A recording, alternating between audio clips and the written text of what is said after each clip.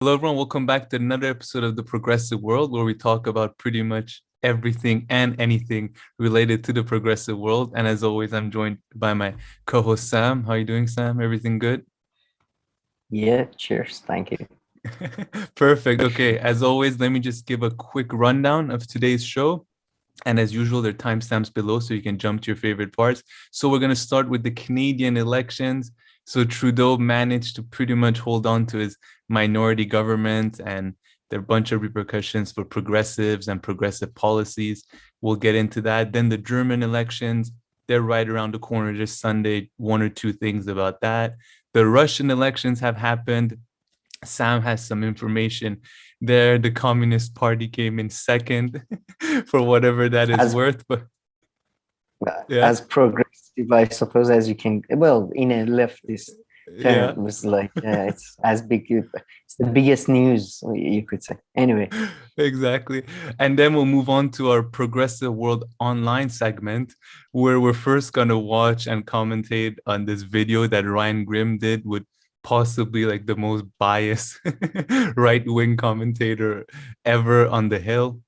Then Jimmy Dore uploaded two videos with Glenn Greenwald, and they talk about a bunch of things: AOC's dress, Chelsea Manning, and Nicki Minaj, and other subjects. So we'll cover all of that. Then we have this new segment we want to try called Progressive Press, where we pretty much talk about articles that are either published in progressive reviews or otherwise the topic is kind of interest to progressive people leaning left.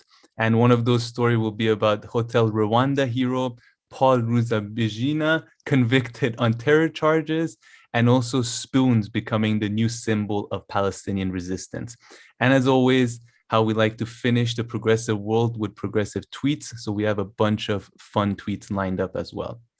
But yeah, I think that's all for the overview, Sam. If you have nothing to add, we can get right into it with Canada.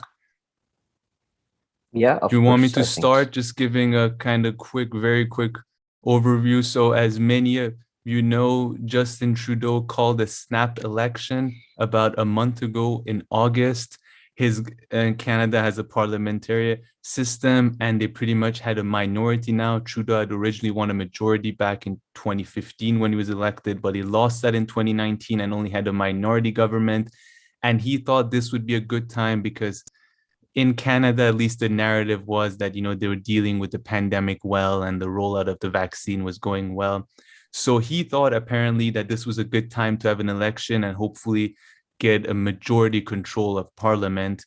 But since that happened, when the election was announced, it seemed like, people started wondering, why are you having an election now? There are more important things to worry about. The whole Afghanistan bit happened. So it kind of didn't go as well, although he managed to retain the amount of seats that they had. I'm not sure if they gained any more seats in parliament, Sam. I'm not too sure there, and I'm just going to pass it back to you now in a second. And of course, they defeated the conservatives, which was, one of the big angles of the election. But yes, Sam, what do you want to add? What should we talk about here? So yeah, while at the time of recording this, to be honest, that I don't think the full results Mm-hmm. are out, and only 98% 82% of results has been counted. It seems that in terms of seats, they have increased the Canadian system is first past the post, pretty much the same as the UK, which means basically you have a certain area which a single individual represents. There is no such a thing as a party list, or which some other countries, which we'll get to, use.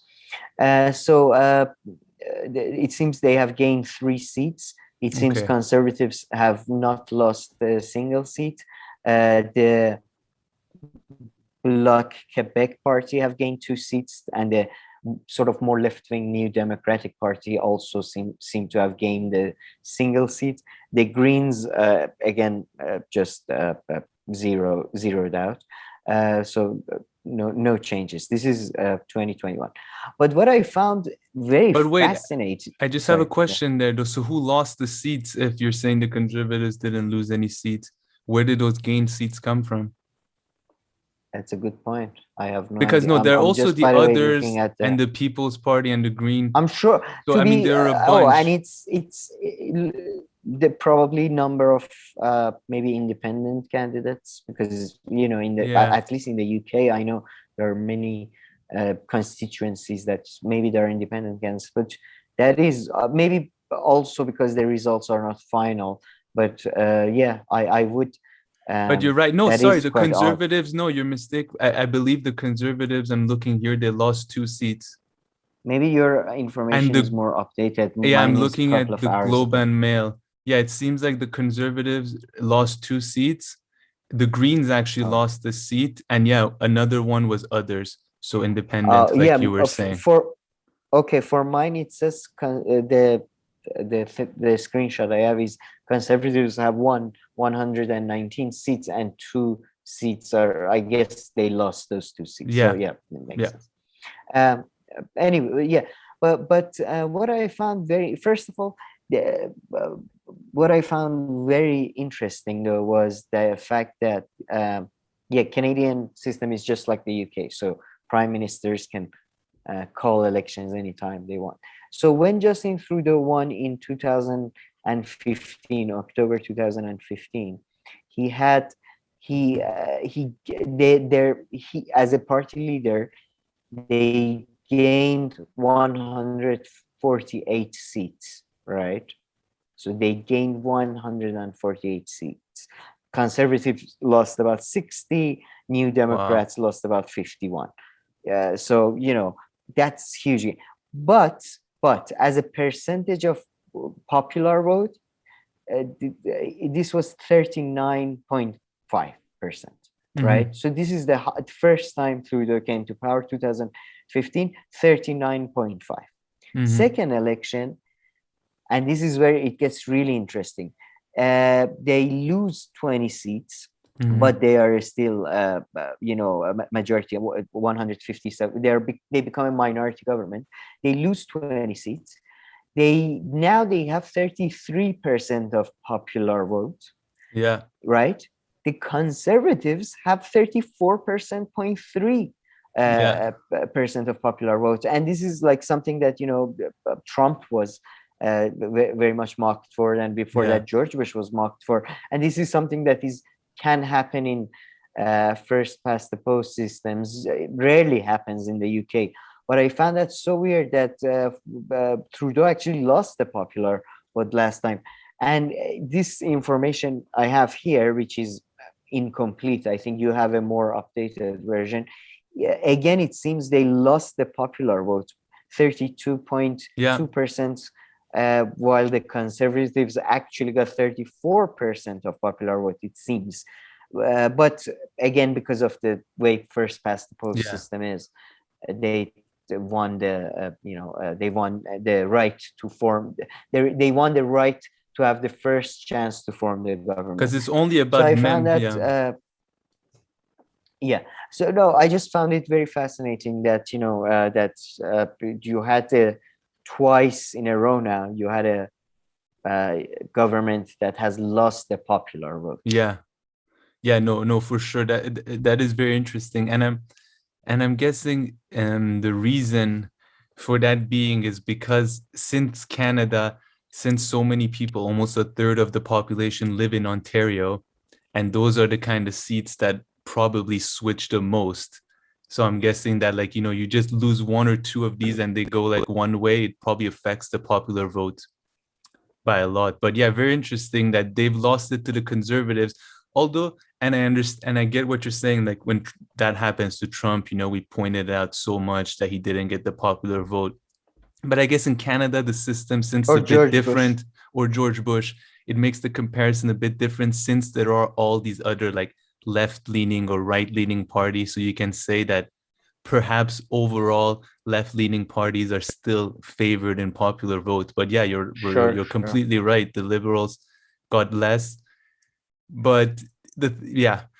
But given that the No, I NDP gets just so find big, it which are the most surprisingly weird. leftist, yeah, no, no, no, you're absolutely right But there. but but, but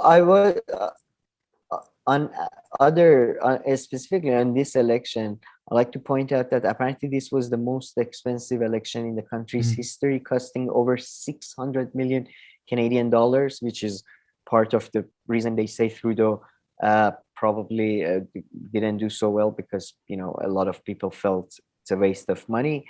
And it seems the left-wing New Democrats actually can play a slightly larger role as like in a potential coalition or in potential passing of the bills when it comes with the minority government.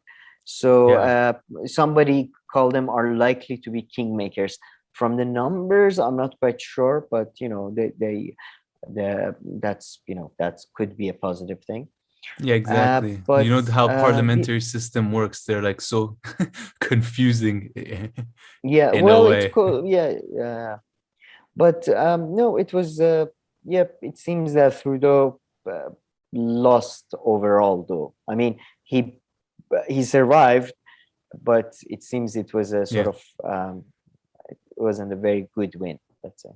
I mean, I guess one good thing for Very him now is that very he knows that he got another 4 years in the bags. So now he 5 has, years. 4 or 5 years. So he has nothing to But worry about there really.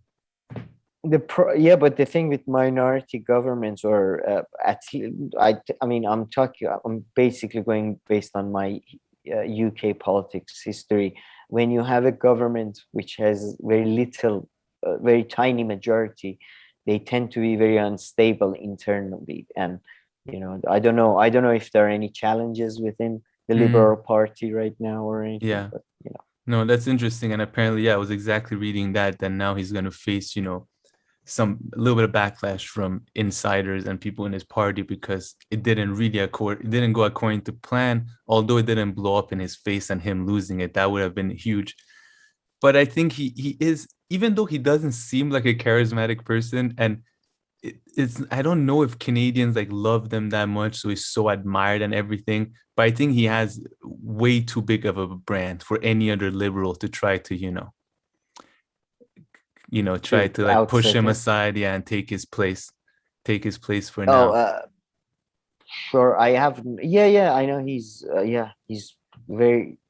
I mean, he was also popular. I mean, he lost a From lot of what I popularity. understand, He had a few scandals. He had a few scandals where he lost quite a bit of his popularity. The blackface one, climate change, a lot of promises and talks, and perhaps not following through with all of them.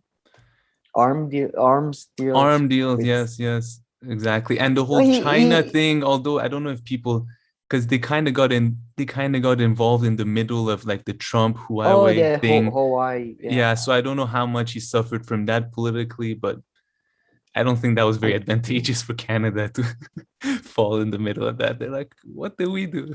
What do we? Well, I mean, yeah. But I don't know if you have more things to add. Go ahead. No, nothing. Just I would say this is probably the beginning of his end. As in, I would imagine next. I don't know. I don't think he will run the next election, or if he will, he'll get reelected. I don't know. I mean, I'm talking about way too much into the future. I mean, yeah, but right now it does seem like it's going that way. But I mean, by the time he finishes this term, it would have been kind of, 2 elections. I'm sorry, 10 years, a whole decade that he was in power. So not too bad. But so, the Canadian system is pretty interesting. So I was kind of thinking about the whole third party, People's Party in the US, they talk about it. And also, Chris Hedges always talks about that a good thing about a third party, or Ralph Nader, would have been to, pulling some votes away and maybe like forcing Democrats to go a bit more left by, pulling voters. And I feel like the NDP, when you listen, the NDP, the New Democratic Party, who are to the left of the Liberals, they seem to kind of play that role in Canadian elections at times, forcing Trudeau to, put out more progressive policies and be more progressive. And at the same time, they're in power. So they kind of play that role. And then it's funny, whereas in the conservative side, now there's also the People's Party who are like the conservatives, like like further to the right, and they didn't get any votes, they didn't get any seats, but they could possibly be taking votes away from the conservatives, whereas the NDPs probably take some vote away from the liberals here and there, but they've always been around. They've been around for a long time. So the liberals are probably used to that. But the conservatives might have suffered a little bit from like this third people's party that's come out. But yeah, I was just kind of trying to think out loud about, you hear about some of the arguments about a third party in the US system, and in Canada there are pretty much 3-4 decent sized parties. So just thinking of the scenarios. Yeah, just to not to play devil's advocate, but to, in my view, actually, though, I mean, it's all, yeah, I mean, of course, it's very nice to have a third party that is left wing and pushes the agenda towards the left. But what usually it seems to happen, at least, again, this is, I'm going by UK. For example, in the UK, you had these right wing parties that were anti-EU, for example. I'm not even that pro-EU, by the way, but they were right-wing anti-EU, not they weren't Tony Benn anti-EU, they were like racist anti-EU, some of them. Some of them, they started that way, some of them became that way through the years and stuff.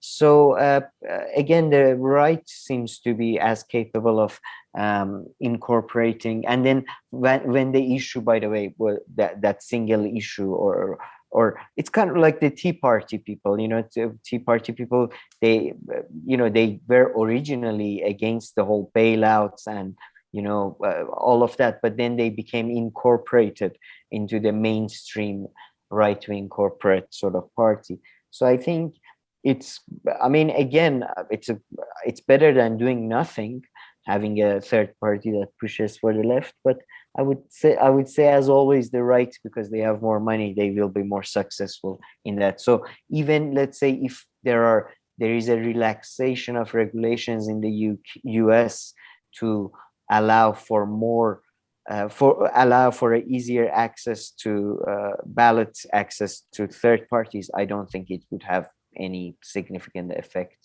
really.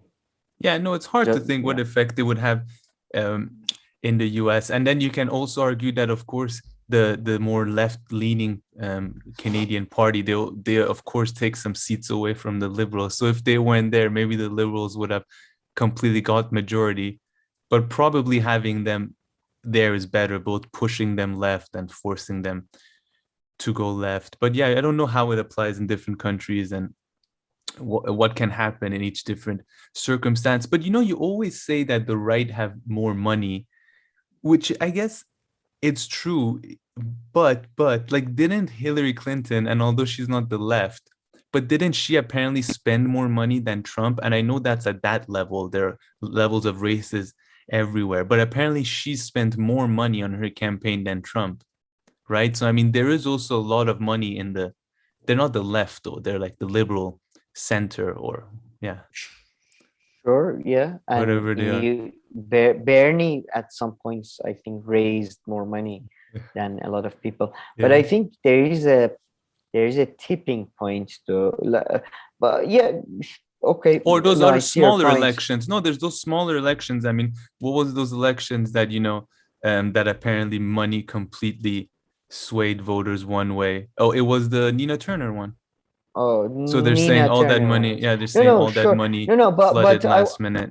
No, I wasn't necessarily talking about the specific election, though. I'm just talking organizationally. Overall. The right wings are. I mean, why do we have so many right wing think tanks, and they're all quite famous, like the Atlantic and the Heritage Foundation and all that, or the one William F. Buckley one, National Review magazine. It seems. I mean, again, I don't think it's anything innate to the right. It's just they have more money, and more connections. But you are right, though. There are cases that disprove, like in certain elections, or yeah. I'm just observing your criticism. Yeah, no, there are no perfect examples. I'm also thinking out loud.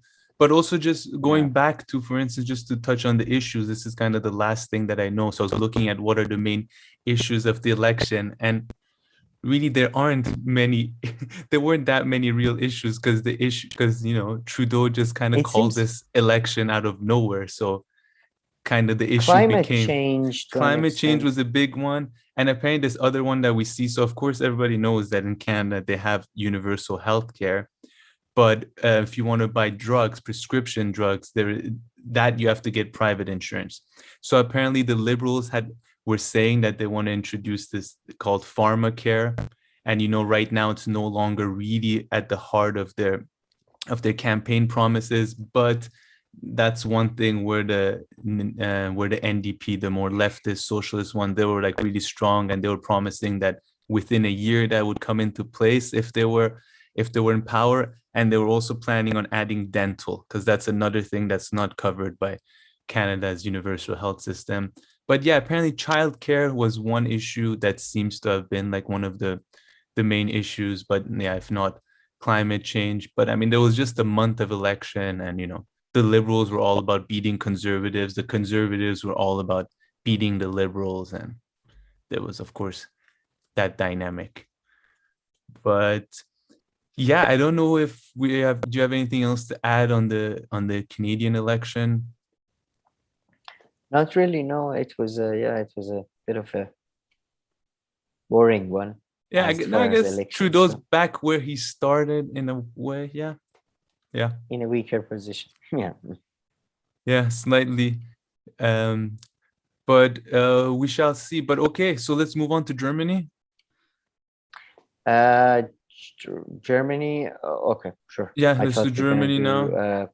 Yeah. True. Well, So anyway, we we're start gonna with do the Germany. So German brief Germany, yeah, the Germany with elections yeah. are this Sunday. We kind of talked about it a little bit in our last video. We introduced the different people. Of course, Angela Merkel is leaving, so it's going to be between someone succeeding her in her party mainly, or the more leftist socialist party most likely. But the Greens are a little bit of a player too in Germany, I believe. But yeah, what is there to add for this video?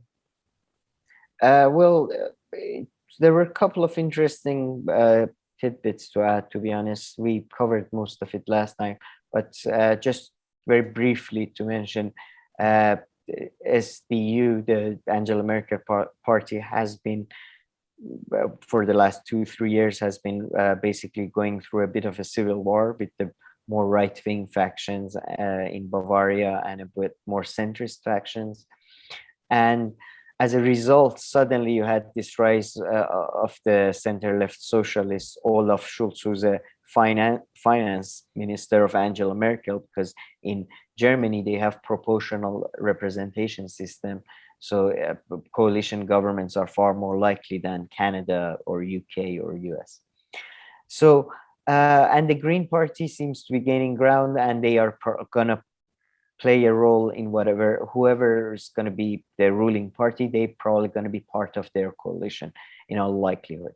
That's But great. a couple of interesting things to add was that top issue for Germans, kind of like Canadians in a way, especially apparently due to the recent fires, was the climate change. Mm-hmm. So that I found quite interesting and Yeah, fascinating, because I would have thought economy, COVID, or immigration, to be honest, to be the to top that. I don't know how this survey was conducted. I don't know what questions they asked, if it was leading or not. So uh, uh, take it with a huge grain of salt, of course.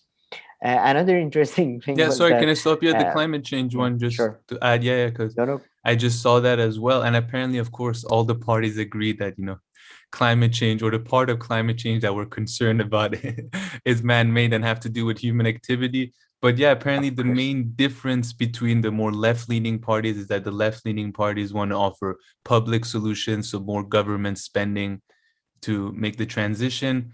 Whereas I don't know if this is CDU saying this, so the Angela Merkel's party, or more right-wing ones Army, than her. Is there one that's also more right-wing, right? Than even the Armin, CDU.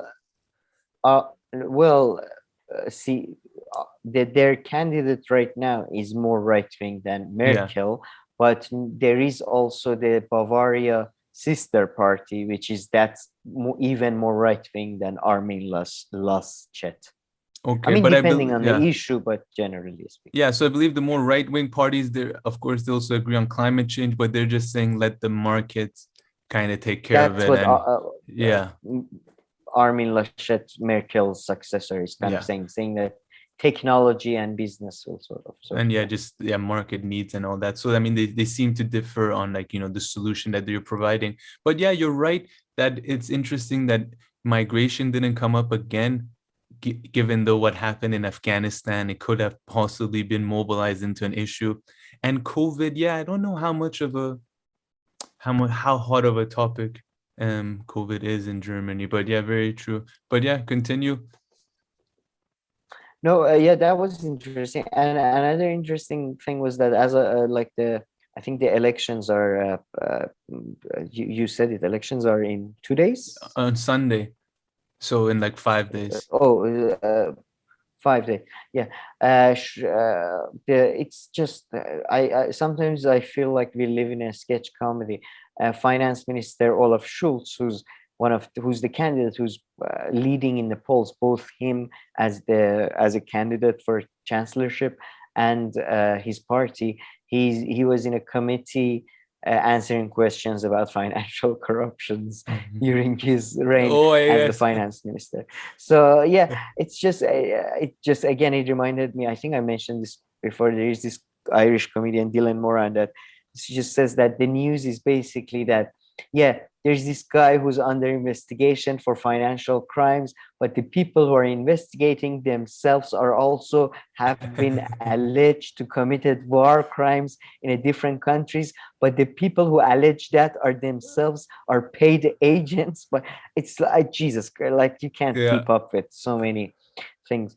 But it No. seems though whatever the German election outcome, it will be in all likelihood there will be a great level of continuity Mhm. internally, domestically. Uh, Foreign policy wise, well, that's a whole different thing. That's a whole Yeah. different issue. No, very true. Very true. Okay, brilliant there.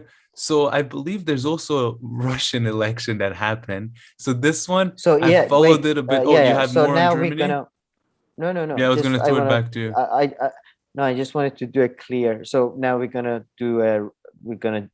do the Russian brief. Yeah, yeah. Yeah. So All right. this one, yeah, this one I followed it very little. I read one or two articles that you sent me, so I'll let you lead this one.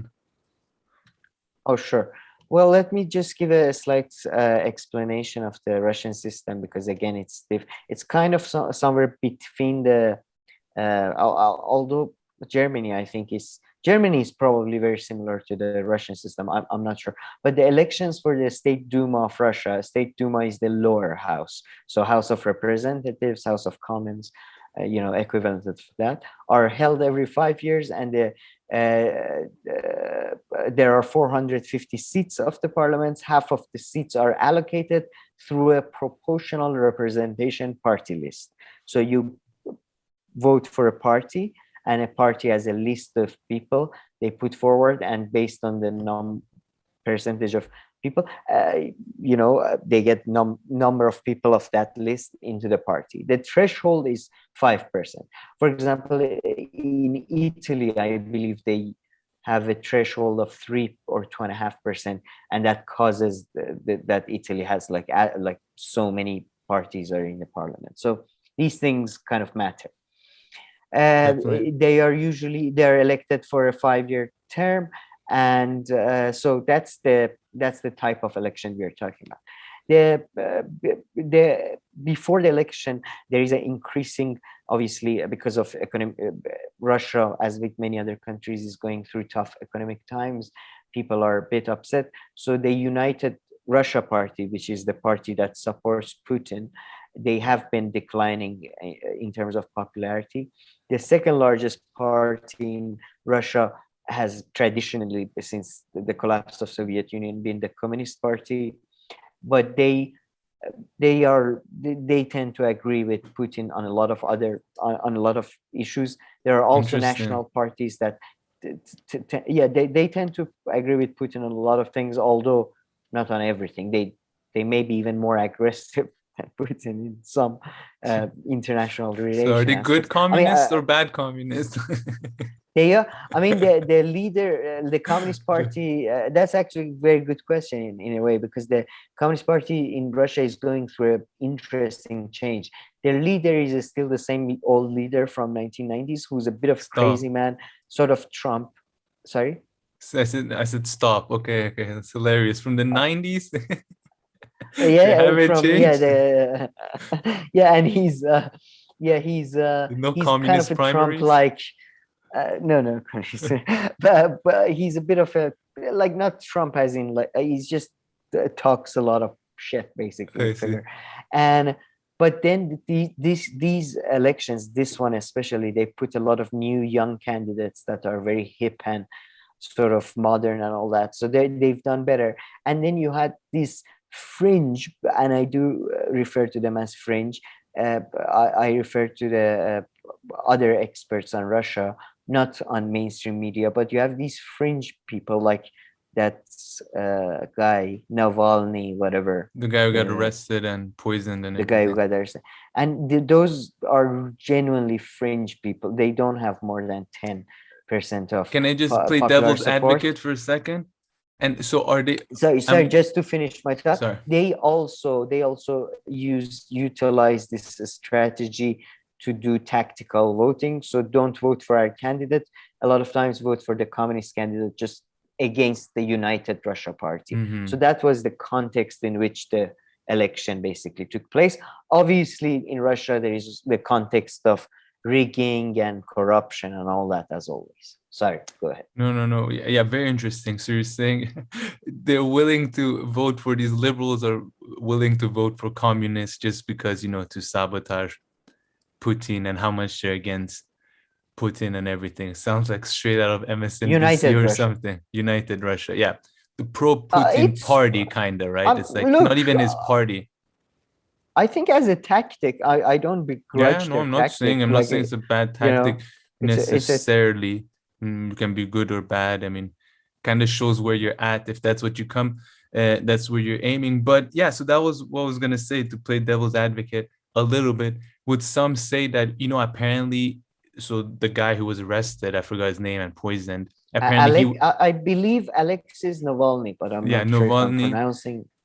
but he wasn't allowed. People weren't allowed to vote for him, right? He was barred from the election. So, like, with his proponents, Himself, yeah, but I himself, think but his not his party, party right? is. Yeah. So I guess with proponents of this party, or like liberals say, like, it's because Putin doesn't allow anybody to Well, vote this is for him and for their just. party, and that's why I'm guessing that's the line that they would go with. Although I've heard multiple times from you and other people not on mainstream, like you said, that gentleman, even if people, not everyone in Russia is of course pro-Putin, but this liberal politician that the West love, he's not necessarily that popular at all, like you were saying. They're like First of fringe all, candidates in Russia.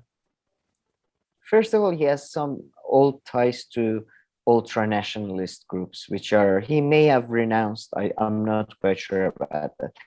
Besides that, I'm actually referring to a specific person, but I don't remember his name, who passed away recently. Probably America's biggest expert on Russia.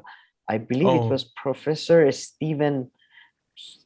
Cohen, I want to He used say, to come but on I'm not Democracy sure. Now. He's from New York. And Yes, apparently yes, Democracy and Now Gray stopped Zone. having him too, according to Glenn Greenwald. But yeah. Yes. So I'm, again, maybe I'm wrong, but I'm just referencing these specific people. I didn't want to say the name. I think it was Professor Cohen. I'm not sure. Yeah, that sounds Which was about the right. biggest expert on Russia, and yeah, and again, no, I just, by the way, I know, obviously I've seen these people, so I have this bias. So I wanted to read this as well. This is from RT, by the way, not some anti-Russia blog or CNN or something. So, I think this is important to point out as well. Political opponents have accused authorities of voter fraud. Jail critic Alexia Navalny's spokeswoman Kira Yarmish said, "This is truly unbelievable. I remember the feeling in 2011 when they stole the election. The same thing is happening right now." My personal view, people, when they talk about the stolen election and stuff, I don't know, I really hate it. But anyway, but then it's not just them. These are people what I disagree with, right? But then we come to Communist Party deputy leader Dmitry Novikov called for voting results in Moscow to be annulled. Results from the capital were published Monday afternoon, with results from other regions having come in on Sunday evening. So I guess he's saying the time discrepancy is suspicious. Again, I'm no idea. I couldn't find any evidence either way. He continued, "We do not recognize the results of electronic voting in Moscow," Novikov said. So I'm guessing he has problems with the machines as well. The Kremlin said polling had been transparent and honest. The competitiveness, openness, and honesty of elections were the most important thing to president, blah, blah, blah. But the election officials said they received at least 750 complaints about voting violations over past 3 days. And independent observers of the Golos, which I have no idea if this organization is backed by US or some other organization, listed over 3,600 irregularities nationwide. So the Russian officials that are sort of dealing with, election issues, they cited 750 complaints. But this Golos organization has cited 3,600 irregularities. And both Communist Party and other parties have so, and again, in Russia, in America, in big countries like that, like I'm sure, I would be more surprised if election fraud doesn't happen. Yeah. But I mean, I wonder, based on what you hear from, all the experts and people who monitor elections in the Western world, or whenever they approve an election in the non-Western world, it seems like election fraud and all this isn't like a major issue, or at least it doesn't impact elections. So even if it happens, at a scale you hear like maybe 3,000 incidents or X thousand incidents. No, I know for sure. I understand what you're saying. No, you're talking about voter ID election fraud. Yeah. I meant in terms of I'm sure in Russia or in US, like there are regions, there are gangs in Italy, in a lot of places, they control the vote of that region. In India is a famous example that, for example, a local elder, like, you know what I mean? Like, that's what I meant, not fraud as in like somebody sort of voting twice or something like that. I didn't mean it like that. Okay, I got you. So like people being encouraged to vote in a certain, we not all just vote encouraged, for just or rigging or just dead people voting, that type of thing happened. It used to be more obvious, but that's election fraud too, right? Yeah, but when people say when Democrats and Republicans are talking about, I mean, that's a whole different debate in US about voter ID laws, and Democrats argue Republicans are using voter ID laws to limit the access of minority groups to ballot box, because in America, a lot of poor Black people and other poor minorities don't have IDs. But that's like a different fraud than this type of fraud, which I'm talking about, which is more like, like a Chicago boss telling his workers, go vote for Kennedy's or whoever the fuck, So but that one is the one you said usually they say doesn't happen, and Republicans exaggerate, and it's bullshit. It happens like 1 in a million or something. But I'm saying around the world, I'm sure they also like check for other kinds of fraud. But I understand the kind of separation and that you're doing there. And some of these wouldn't even qualify as fraud. Like, technically speaking, they're like legal frauds. I mean, if you go to someone's house and you tell them, hey, vote for this person, I mean, I guess or that's I'll legal, break you. right? No, Yeah. Well, no you don't man, that's say not that. You real. don't say that. No, it's not. No, no, not threatening, Well, it's right? I can. implied. Yeah, yeah, but but I don't know if they can check for that or how Okay, all how right, you can but find no, out I if know that what you mean. happened. Yeah, There, yes, of course, you can cover your tracks, and you could gerrymandering, yeah, which happens in Russia, which happens in Germany, which happens in US, yeah, which is changing of the boundaries to yeah. advantage certain faction. That's a sort of, you could Yeah. argue, legal fraud. So there are many ways. Yeah. Yeah, and I mean, how you count, I mean, gerrymandering is a huge one, right? Like how you count, I mean, we just spoke about the Canadian elections and not about fraud, but how, you can win like more seats in the parliament, but lose the popular vote just because of where people are located and, how you're doing Yeah, this. yeah. So yeah, exactly. You move like two streets to the left and boom, you lose like, let's say, a certain state or something. I exaggerated a bit, Exactly. but yeah, it's pretty much something like Yeah. that. But yeah, anything else Well, concerning Russia? sure. Yeah, I wanted to add that it was quite interesting. I was just looking at some of the details. So, the last election for the Russia's legislative branch, State Duma, was in 2016 September, and United Russia, the party that supports Putin, headed by Dmitry Medvedev. If you recall, he was a president for a short while.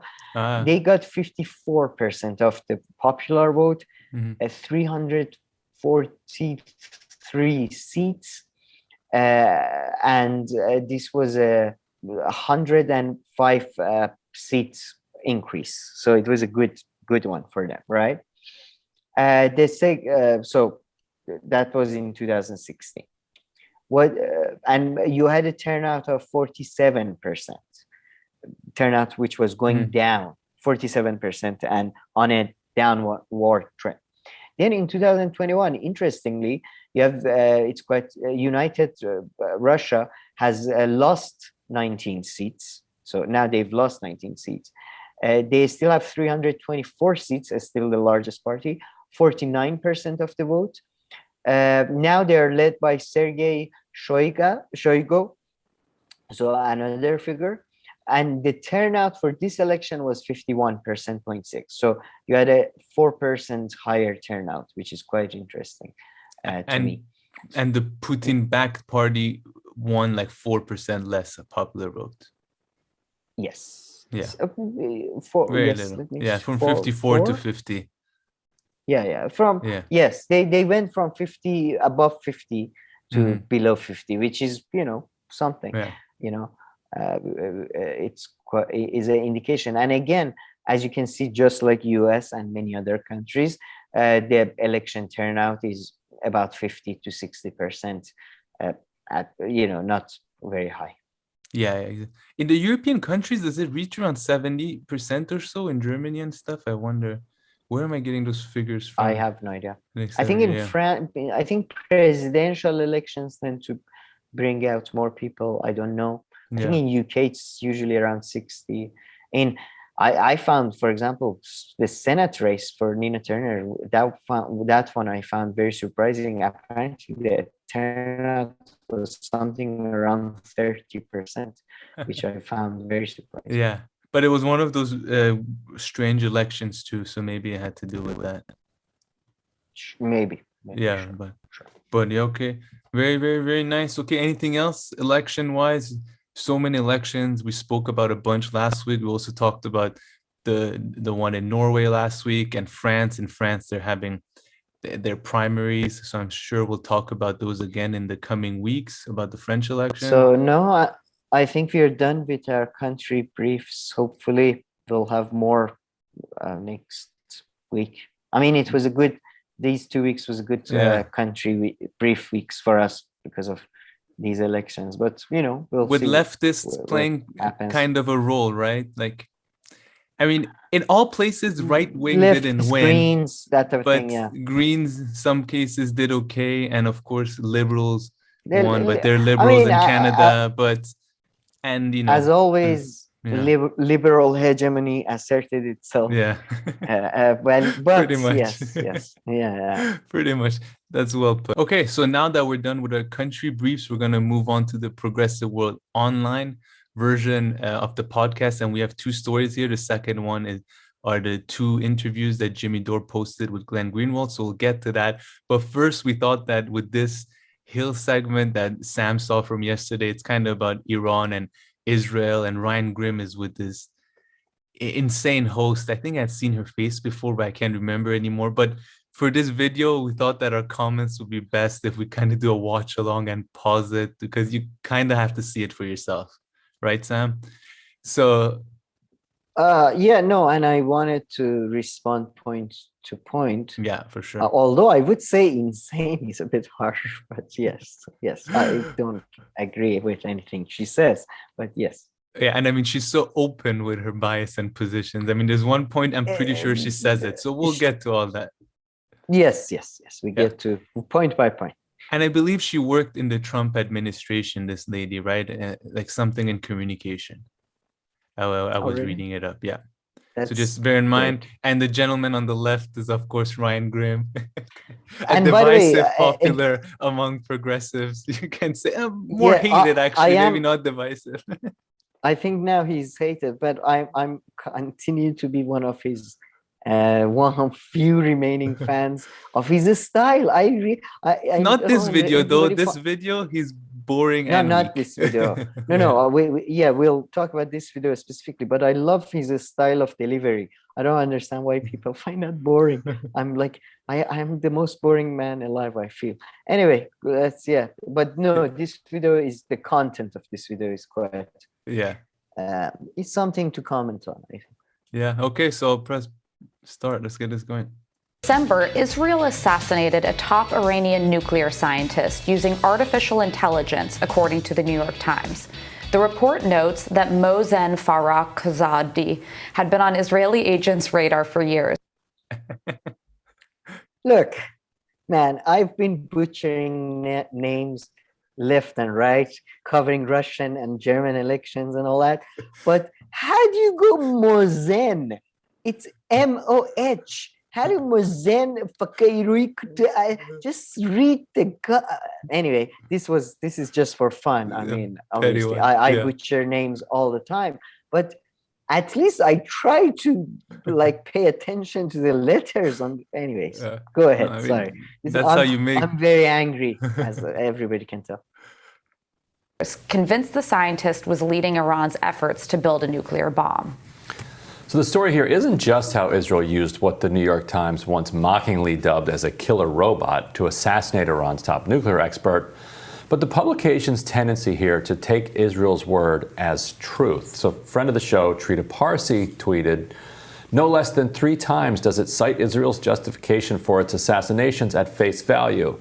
It's solely to stop Iran's non-existent nuclear weapons program. No mention that U.S. intelligence assesses that Iran has not had an active weapons program since 2003, end quote."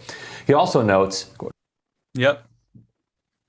Also, the nuclear scientist that they assassinated, even if even if Iran did have an active weapons program, which according to U.S. intelligence, not according to Communist Manifesto Daily,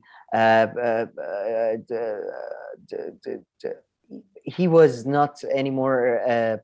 He was more in an educational capacity at this point. Anyway, this was more of a prestige killing for Israel, if anything, rather than somebody who's he was of a certain age. He had already educated number of people. So I just wanted to add that. No, that's very interesting.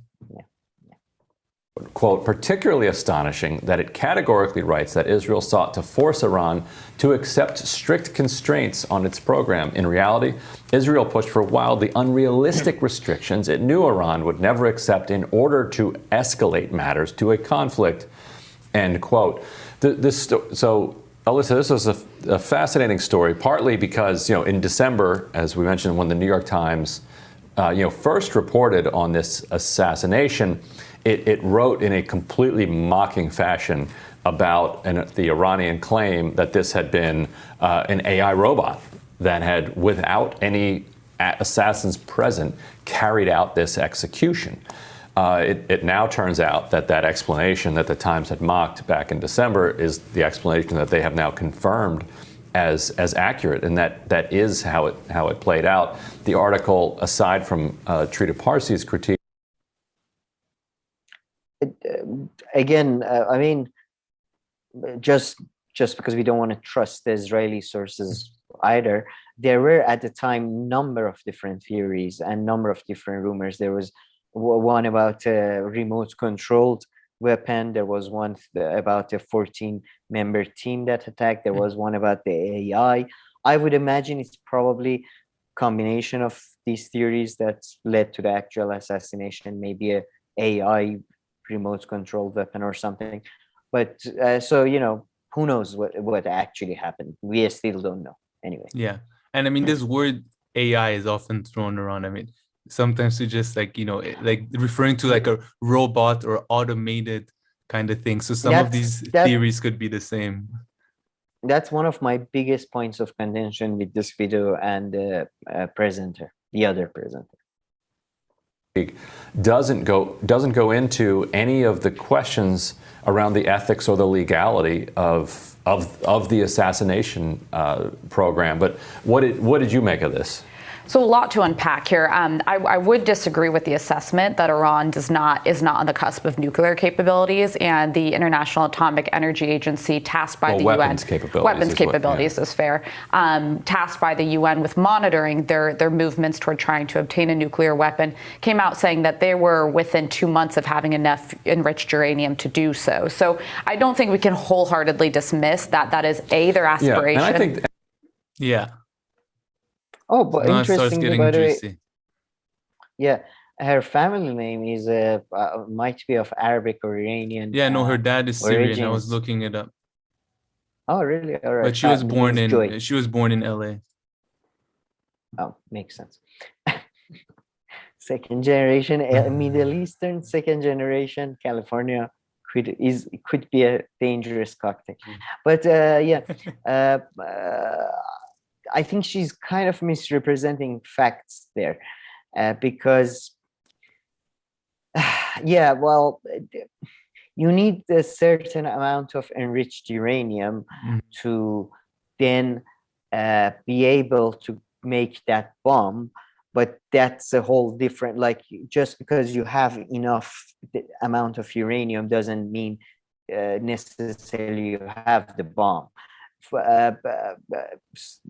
Although you could argue Iran does have long missiles that could potentially carry a nuclear missile, although there has, as far as I know, there has been no evidence that Iran has tried to build such missiles as of yet. Although I think they did used to have that program at some point. So I just wanted to clarify that. And what she's referring to happened after US pulled out of the deal with Iran, JCPOA, and then Iran, based on the agreement, Iran was allowed to reduce its obligations to the deal. So step by step, with pre-announcements, they did that. So this wasn't something that was being done in secret and without the knowledge of IAEA or other organizations. Yeah, no, that's very true. Very important to point that out. And I think that's fair, and I think Trita's going a bit far with that. But in all other cases, yeah.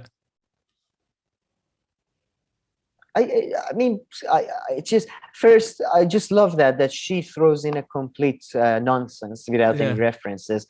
I think, as if this, she knows better than U.S. intelligence and IAEA inspectors.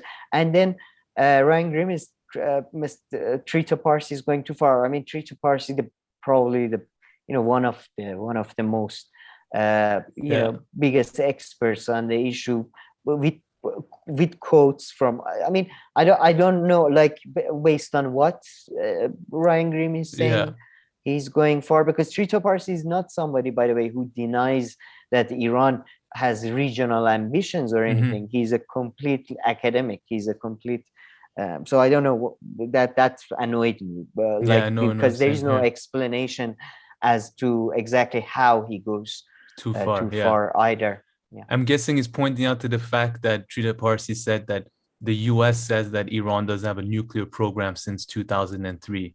So I'm guessing he's saying that, Trita Parsi is taking it too far there, although I'm not sure why. Maybe, maybe that's what they like. Yeah, maybe, yeah. Okay.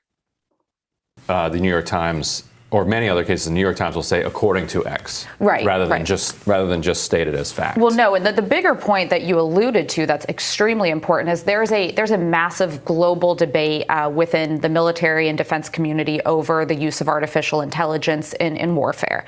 The Chinese have it, the Russians have it, we have. Yeah.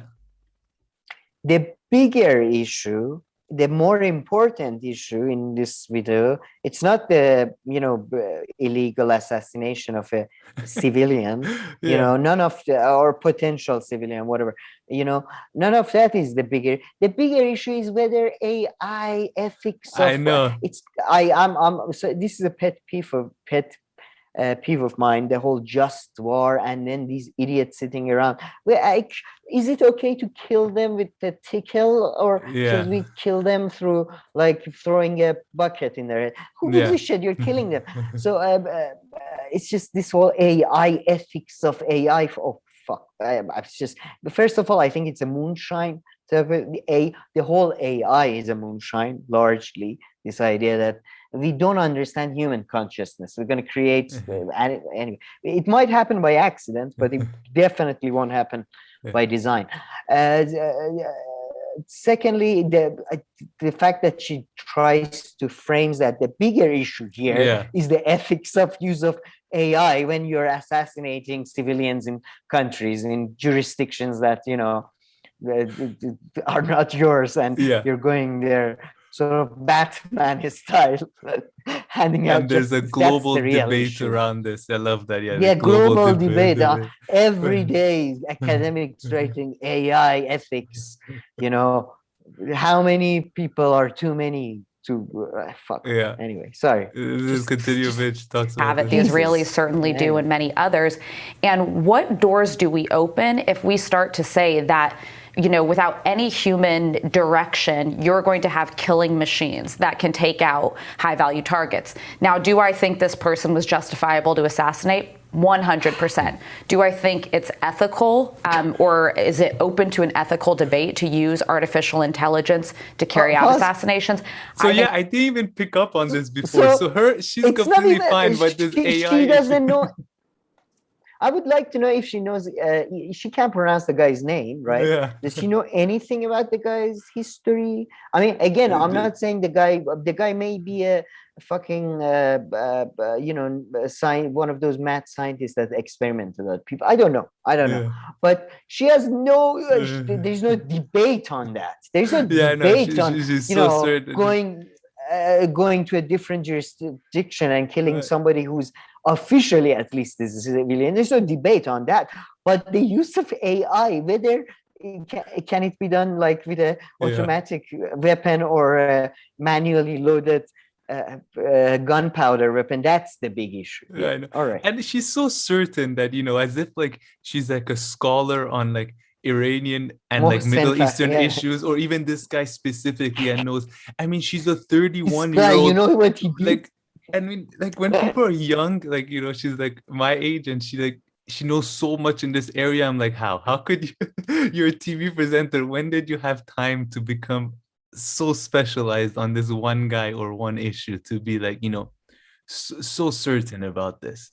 Right now, I mean, there's such a disguise going on too with some of these people. When you look at her, if you don't look too much into her, you think she's this, I don't know. She just seems like she's so much more knowledgeable or older from who she is, and the amount of authority that she speaks and conviction in her position. I don't know, man. You could say that about Katie Couric or someone, but her, I don't know. She's so certain about her. about that scientist. Yeah, I've never seen somebody so clueless and so certain about their cluelessness. Yes, I am confident in this topic that I have no idea about that. The guys I like are right. Yeah, I'm sure. Yeah. And wait, and she's there gonna is a- point that out there is soon. yeah, there's an arrogance about her. Yeah, cluelessness. But go ahead. Yeah.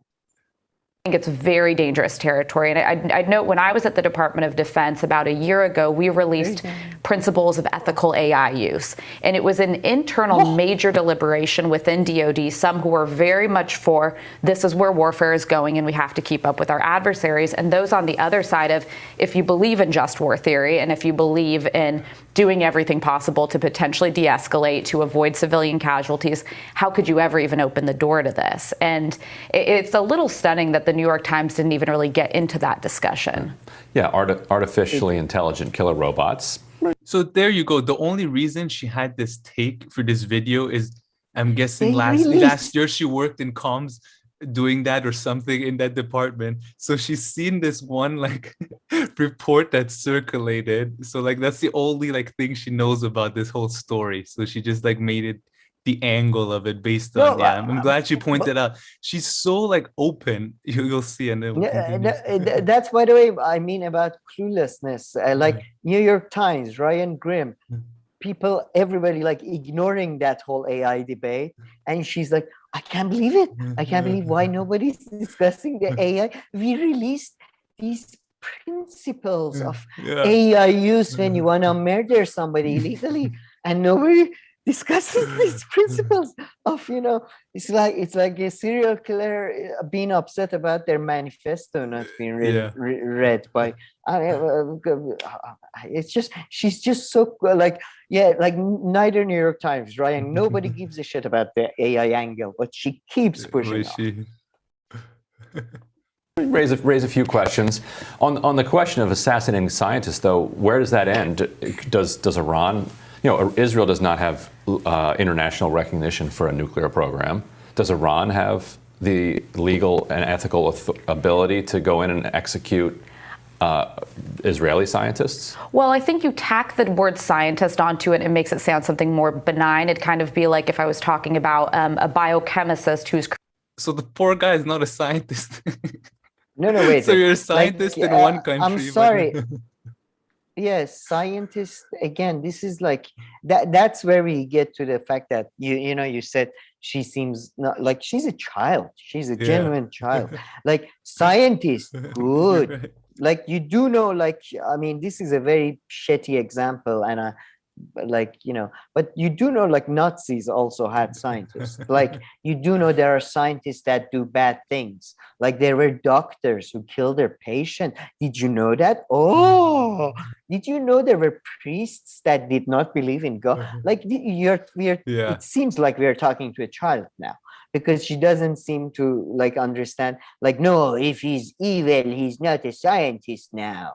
Well, the maturity is at a superficial level. Of course, as soon as, you know, they start talking, they show. But I mean, in 30 years, she's still going to sound like a child. I mean, I think she'll become she's a never bigger child. I mean, she might be paid for these views. Who knows? I mean, I don't want to allege it. I mean, I don't know anything to allege anything, but it's weird to see somebody, as you say, in that age having such idiotic views. You think maybe somebody paid the whatever.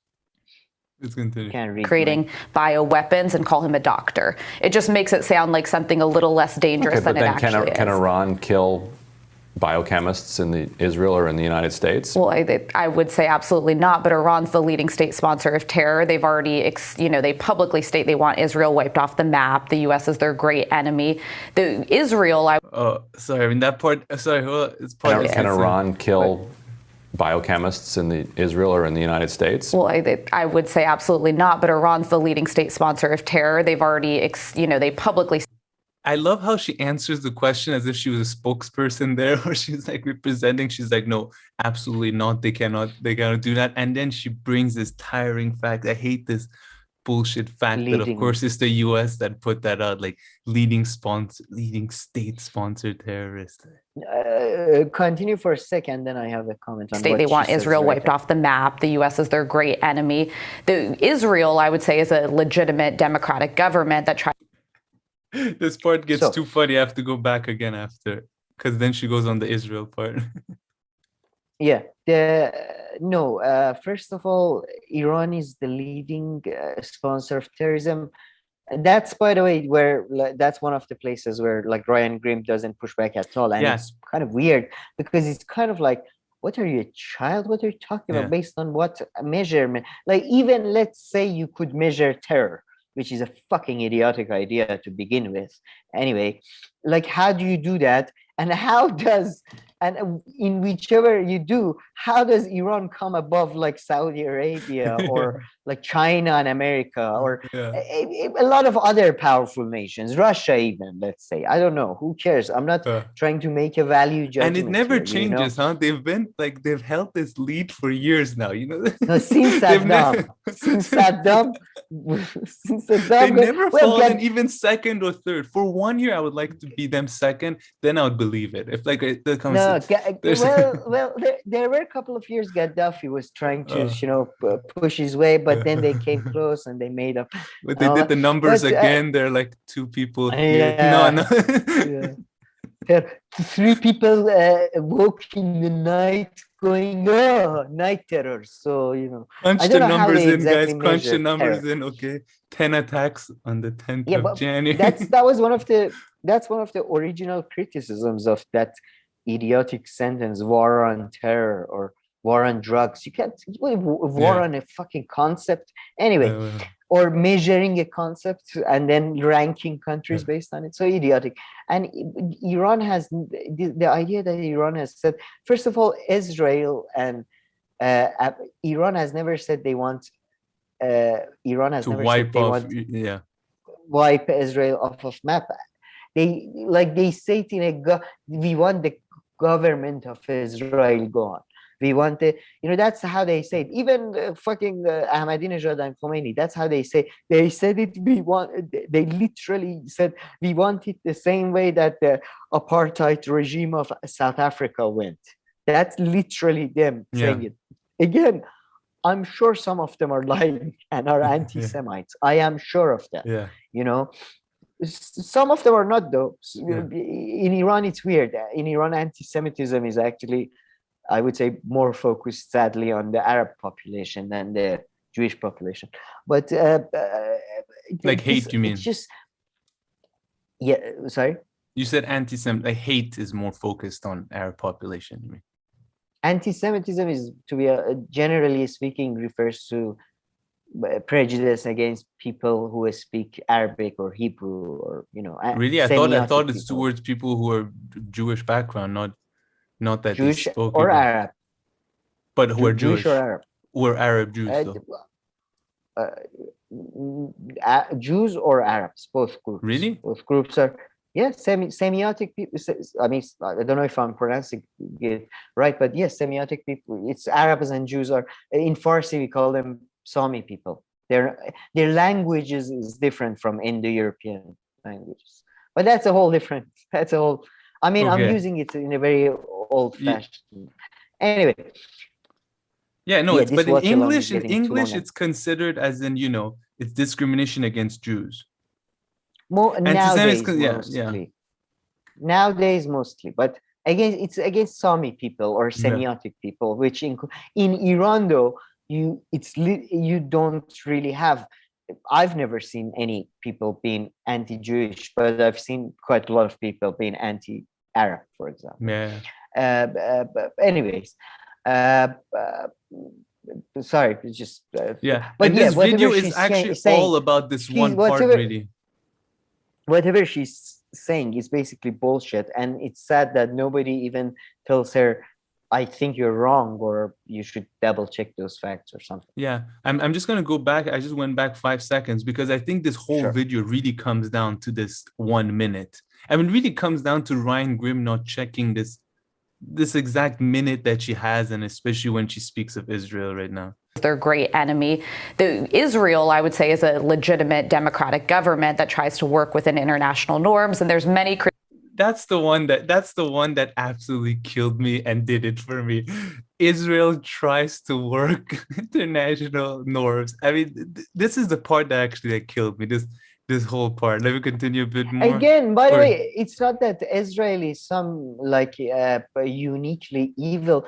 every nation, whenever they can, whenever there is exposure, they exploit that to their benefit. So she's a child. She's a complete child. She's like, oh, there are these international laws, and then Israel is a good one, a good kid, and they stand in the row. And it's just, have you followed the recent fucking tanker wars between Iran and Israel? Have you followed anything to do with Middle East in the last 70 years? She was working on that. She was working on that AI report. I mean, even if you want to defend Israel, you shouldn't do it this way. No. Don't be so childish. I mean, she just opened the grounds up, by saying that the Democrat elected. I mean, all someone had to say there was Palestine. I mean, just not even continue. Just say Palestine. I mean, she just opened herself to huge criticism here. Let's play a bit more, but Ryan Grimm doesn't jump on it at all here, from what I recall. That you can have of the Israelis' defense policies, but they do try to work within international norms, which the Iranians don't, and by any means, try to do. I don't know. I feel like when you get into assassinating civilians, especially when they're not actually even at war, it feels just way over the top. Speaking of terrorists, by the way. Yeah. That's I mean, he did it. Maybe that was a sort of a very, very, very cold sort of pushback. Maybe I he didn't was notice first time, but because that is the most obvious, basically killing of a official of a country, which is the story of this video. No, killing an official representative of a country in a third country like Qasem Soleimani, and then killing a civilian. These are the two most obvious examples of if anybody doesn't know anything about international law, they know these two things are, if there is international law somewhere, Christ. These two for sure don't meet their requirement. Yeah. But let's watch a little bit more of this video, and then I think all the juicy parts almost over. The New York Times says that Iranian agents placed this AI weapon into the bed of a pickup truck and then camouflaged it, and then. But okay, so I think that part is over. So yeah, I mean that's one part that kind of disappointed me at Ryan Grimm. The whole Israel part, that part is kind of gone. I mean, maybe it was just such an obvious one that he didn't point out. But I mean. She just went on a 15-second extra bullshit rant. I don't mind it. I don't want to push back on Israel, to be honest. I just want somebody to shake her and tell her, do you know what you're talking about? You're talking about the statecraft. This is not fucking high school. Israel will do whatever it can to damage its enemies. Iran will do whatever it can to damage its enemies. It's that's why I don't really care about pushback on Israel, because all nations are fucking awful and evil. But no, yes, whatever. But not when your point. But but within her argument, because she's saying this one is good, that one is bad. Oh, that's because she mentioned Israel. Push her back, yeah. Okay, yeah. But it's just she's just so the things she's saying, they follow the international. You should just. It feels like you should just sit down with her and just have a very basic conversation about what is a state, what is its roles, how do government operate, what is the point of military. I don't think she understands basic concepts. So you're right, Dosh, because she mentioned that a specific nation. Yeah, maybe there should have been pushback. Let's keep it going. Ditch the scene before the scientists got there. By all logic, those Iranian agents were MEK, which is a terrorist group according to the United States, and what used to be until they paid enough U.S. elites to get themselves off the list. But they are MEK, Mujahedin Khalq, one of the worst terrorist groups that has existed ever. In Iran, they're largely, this is personal view, by the way, they have loads of fans, which I hope they attack me online or something. It's all engagement. But these, they are regarded more as a cult rather than even terrorist group, or even they started as a sort of a political party and all that, but then after revolution, especially right before the revolution and after revolution, they really went radical, and they are a mixture of Islamism and communism, sort of a Stalinist communism. Their leader has been missing for many years, but nobody confirmed that he's dead. His wife, who wears the hijab, but is also a communist Muslim leader of the group, leads the group. The people that they paid, that Brian Greenwald was referring to, include people like John Bolton, Rudy Giuliani, people who talk at their conferences, former Saudi Arabian intelligence minister talked at one of their conferences. They have sort of an alternative parliament in Paris. They used to be housed in Iraq during Saddam years. Then they moved to Belarus and then some other place, I think. But these people are these in Iran, though, they are hated. They are hated more than any other. I believe group. that. I mean, like I haven't seen of, any like figures on this or stats, but based on like my interaction with Iranians, there is no way that this group, this Marxist communist group, would resonate with like any part of the population. I just I can't think who they would resonate with. They are a cult. They're literally a cult. They have like 100,000, 200,000 really hardcore supporters, but genuinely, which is nothing. Within Iran, within 80 million, it's nothing, because they do carry out operations though. But it is very, and by the way, they do have some overlap with the regime in Iran. That's why they can sort of infiltrate so easily. But they are like anecdotally, like going, and otherwise, like they have no popular support. Everybody, including the most religious to the most monarchist to the most liberals, hates them. And this is largely due to the fact that during Iran-Iraq war, they sided with Iraq, and not just sided with Iraq, they committed some of the most gruesome of the crimes, mass graves, children, women being burned in their houses. And, that's caused such a hatred of them that, I've like, there are monarchists I've met that they've lost everything they had to the Islamic Republic, and they would say, I fight for Islamic Republic against these guys, because they are just I can't. They had a closest thing to them or whatever. Imagine Scientologists were militaristic. Like, no, that's well put. That's well put. And the other day, I mean, just a while ago, we covered their conference or something where John Bolton also spoke. And then I was trying to, get some articles and just see how people frame the headlines and photos. Pompeo. And you couldn't, Mike Pompeo, and you couldn't find anything. Like, there was like not even a part of the press that found it like worthy of like covering that event. There were like 1 or 2 articles. It was so hard to come by. So, I mean, if they have 100 or 200,000 organic fans in Iran or supporters, even that I'd be shocked. No, I think it's a cult thing, either. I know, and they do, by the way, they have cult tactics. Like, I know people who have family members there. They don't allow you to contact your family members. They separate children from their parents.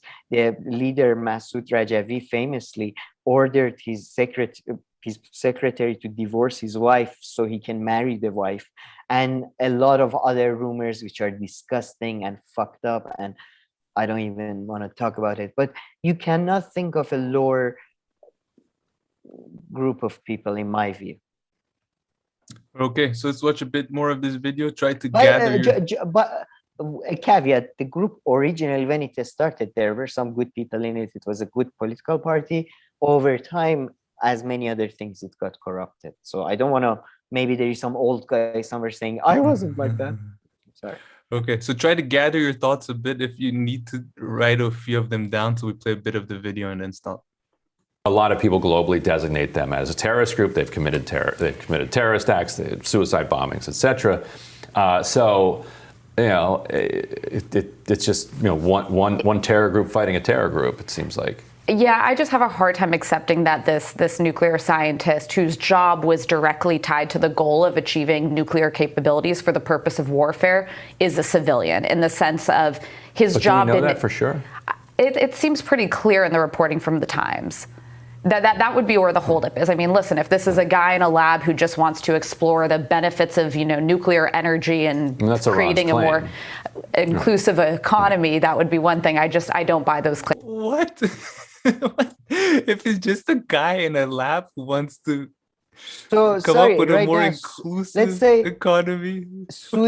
Sweden now is allowed to, let's say, bomb a Pentagon, because I'm sure there are segments of Pentagon where scientists work on weapons or on.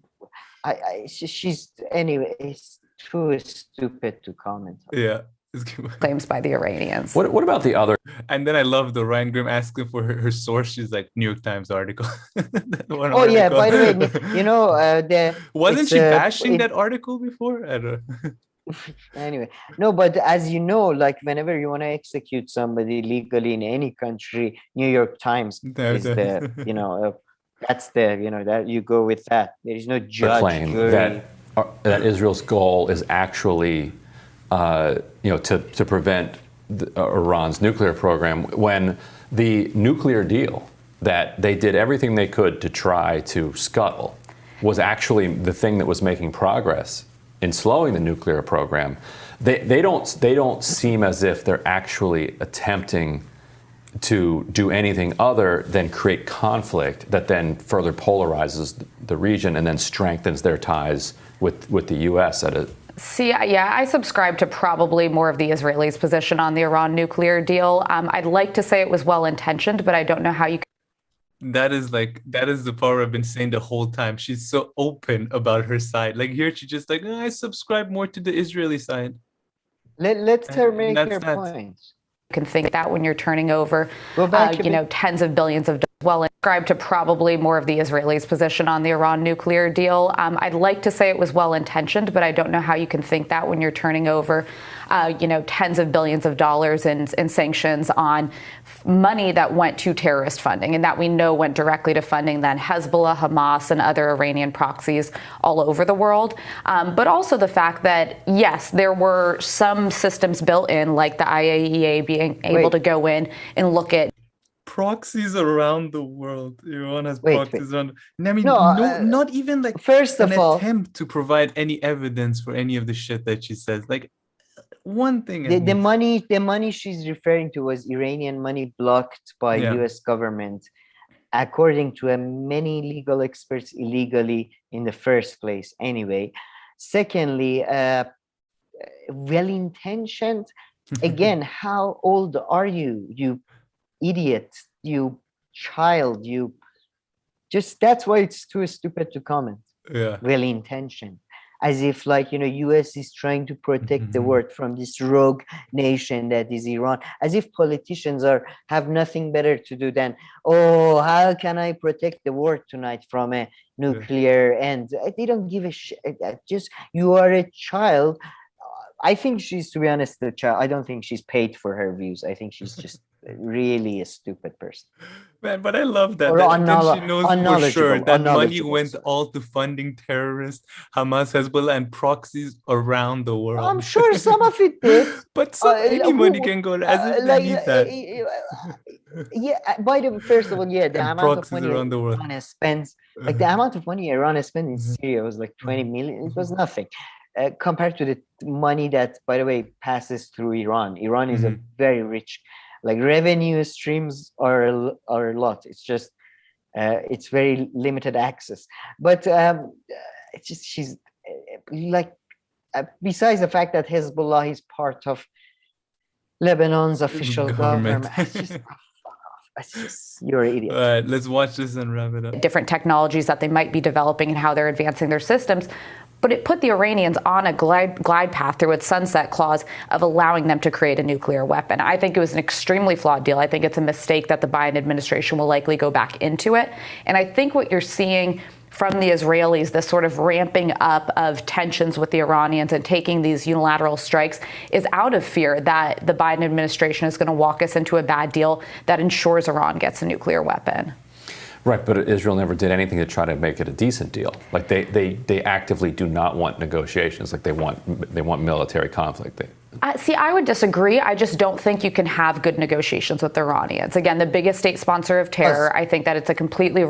Man, she's like the most one-sided person. I've never seen anybody being this one-sided. No, I mean, nobody... One-sided aside, man. This is a pure, like, again, we are like... I hate this argument that we are in a basement, blah blah. But you are attempting to cover news, and you're trying to do that in a professional environment at a professional institution like The Hill, which is apparently it's a newspaper, TV, whatever it is, right? And I don't think you can negotiate with Iranians. What the fuck does that supposed to mean? I'm sorry. Can you say that about? It's Iranians and Russians, and I mean, Russians are, to be fair, far worse treated than any other group, I think, in America. But you can negotiate with Iran. What I mean, I'm they sorry, just did. They literally did. Yeah. Besides the fact that, but with Taliban, I mean, she doesn't even say Islamic Republic of Iran. She doesn't even say with the current powers in Iran, with Iranians, you can negotiate. So, yeah. And she thinks the deal was flawed, again, okay? She thinks the deal was flawed. Yeah. Well, I don't think, by the way, she's racist or anything. It's just that she's an idiot. She's a child and an idiot. Well, is she an idiot, or does she really understand how she can move up with her career? And, as long as she's willing to make a fool of herself in front of some people. I think it sort of becomes it's like Bill Bear says that about Andrew Dice Clay. Yeah, I don't know if you know Andrew Dice Clay or Bill Bear.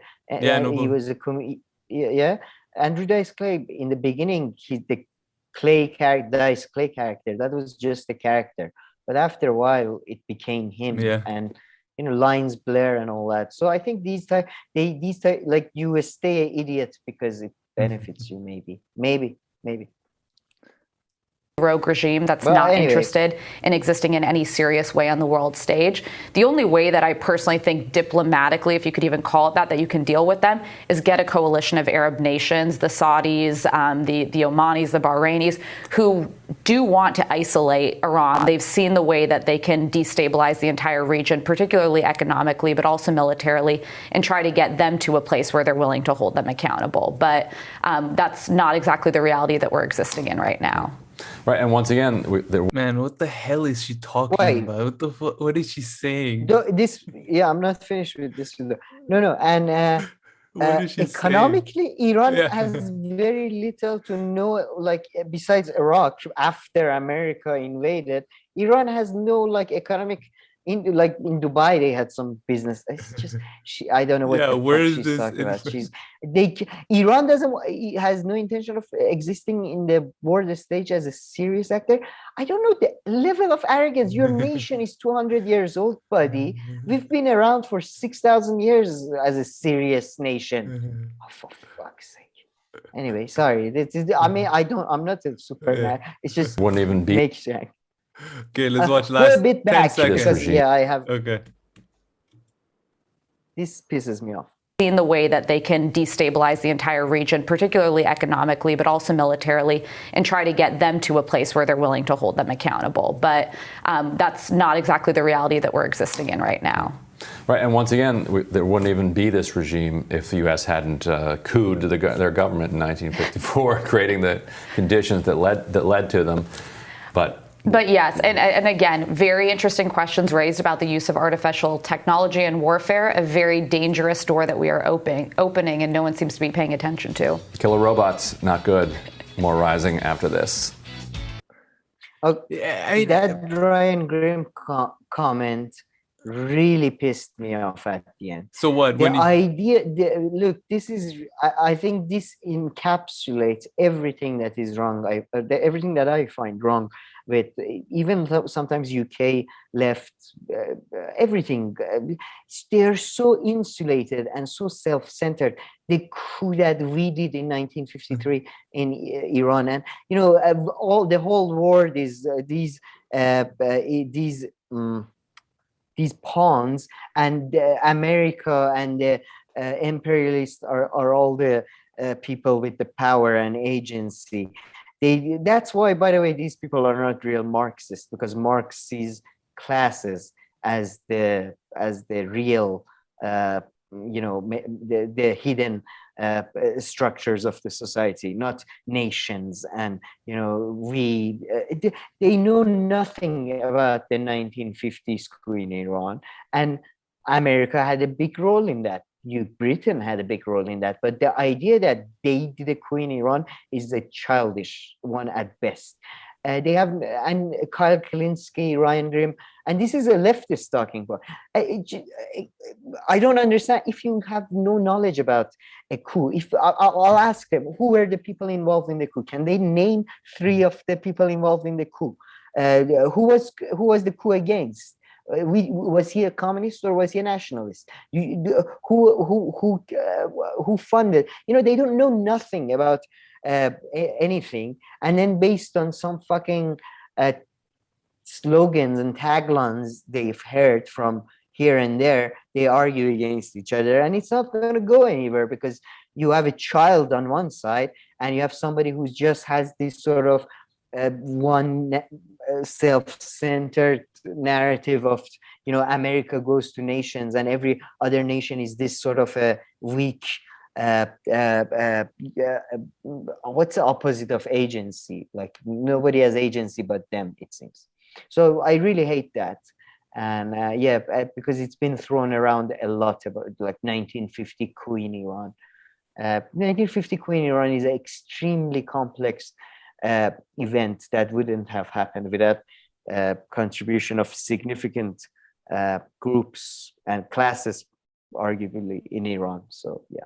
I can clarify further, but I just want to make a point that I don't think you should just, don't use historical analogies if you don't know shit about them. I don't know sometimes things about local elections in a country, and I feel shitty when I talk about their politics. And these people feel free to talk about like something as crucial as the 1950s coup in Iran, with, I believe, little to no knowledge, it seems. Yeah. Yeah, I see. But yeah, one day, so maybe we can make a little video on that coup, because it does come up a lot. I think, to be fair, if you ask Kyle and others who it was against, they know it was against Mossadegh, because I hear them bringing up his name all the time. To be fair, Mossadegh is fine. He was Man of the Year in the Times Man of the Year. Sure, I think I've seen that cover. But okay, but yeah, I mean, overall, this video, I mean, she just turns into a pure, like halfway through, she starts becoming a pure pundit. And I guess you are kind of a pundit in this role in this show, but she becomes a pure pundit who just says the most like childish right-wing pro like Israel and like Republican talking points. And Ryan Grim challenges her in the weirdest, like softest term, because I guess he does challenge her a bit, but he's so like, it's as if he's like scared of her or something. Like he's usually like, the other time we did a video, he did a much better job of bringing the other person down. And I feel like there he had the tools and the knowledge and everything. So I mean, he was very like, he was very chilled, as if he just took like a relaxation pill or something before this, like before this video. Yeah. To be honest, I think in this one, in a way, maybe in real life, I would be more like her if it wasn't in a, let's say, show or something, because it feels like he's just looking at this creature and what really, it's like when my nephew like talks about his dreams and stuff, and he talks for a very long time, and sometimes you just for fun, like really okay, really, is that because there is like, when you have these views, where do you want to start with, how interesting. Yeah. My headphone might run out of battery, by the way. Okay, no, now it's the perfect time. We have to switch around. So switch your headphones. So now let's move on to our second story from Progressive World Online. And yes, Sam, so Jimmy Dore had pretty much one long interview posted into 2 videos with Glenn Greenwald. They talked about a few issues. I have a few comments here and there, not too much, but yeah, what did you have in mind with this video? No, it was mainly focused on the whole Chelsea Manning, Glenn Greenwald thing, and then the AOC dress issue, which we talked a little about, both of them. So it was quite interesting. It felt, I mean, it's quite interesting. Both of these guys are quite, as one of our commenters said about Norman Finkelstein, are bare knuckle fighters type of thing. So it was fun to watch, at least. I think Glenn provides the more cogent analysis as always. It's interesting. I mean, one or two things I would say. I mean, one thing that was just insane. I can't believe and this came up. So like again, showing AOC just how much of this fake bullshit politician she is. So her whole thing about her dress having been made by like this woman of color and this migrant, and then it comes out that the person so no, let's give it time. She got criticized for the dress. Yeah, I mean, everybody knows that. And then as a response, she tried to legitimize it through the fact, I think this fact that she tried to legitimize it through I get you. Lies, that's in itself is probably the bigger not lies crime. But twisted truths.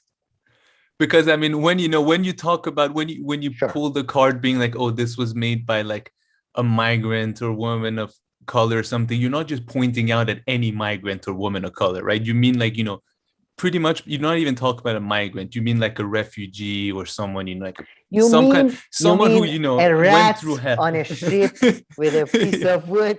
Like what? Unfortunately, that's what you mean. But it comes out that this lady, just nicely moved from Toronto, which is about an 8-hour drive. So she technically is still a migrant, but she moved from Toronto to New York. And then who's her husband? Apparently, her husband is some very well-off like hedge funder or like someone who in that kind of world. So his family are one of the families that founded Lehman Brothers.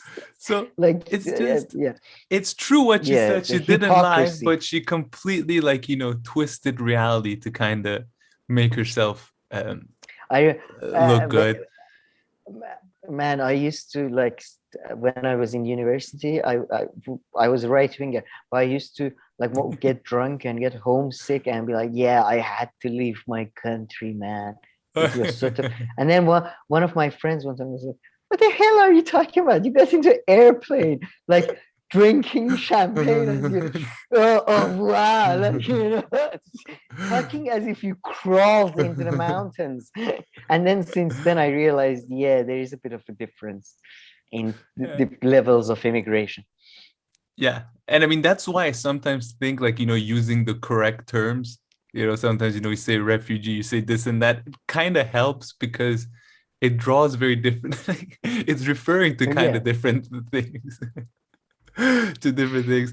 And that, I mean, I'm just going down my points of different things. They're not really in order. Then they talk about the Joy Ann Reid and Nicki Minaj back and forth. So I'm just going to play the video right now. It's like a 30-second, 40-second thing. Oh, I thought people haven't seen. Are you doing that as a part of Glenn Greenwald, Jimmy Dore thing? Yeah. You want to do it separately? Oh, I thought you were doing it separately. Yes, no, because they talk about it too. Because they talk about it. This is a great glimpse behind the scenes of our production meeting and how seems to have gone wrong. We communicate. But I mean, no. Yeah, they mentioned it too. Yeah, that you have to listen to it, and I don't want to get anywhere within 1,000 miles of this. And people like Nicki Minaj, I have to say this: you have a platform, sister, that is 22 million followers. Okay, I have 2 million followers. You have 22 million followers on Twitter. For you to use your platform to encourage our community to not protect themselves and save their lives, My God, sister, you could do better than that. You got that platform. It's a blessing. It's a blessing that you got that people listen to you, and they listen to you more than they listen to me. For you to use your platform to put people in the position of dying from a disease they don't have to die from. Oh my God, as a fan, as a hip hop fan, as somebody who was your fan, I'm so sad that you did that. So sad that you did that, sister. Oh my God. Played it right now. It's just 40 seconds.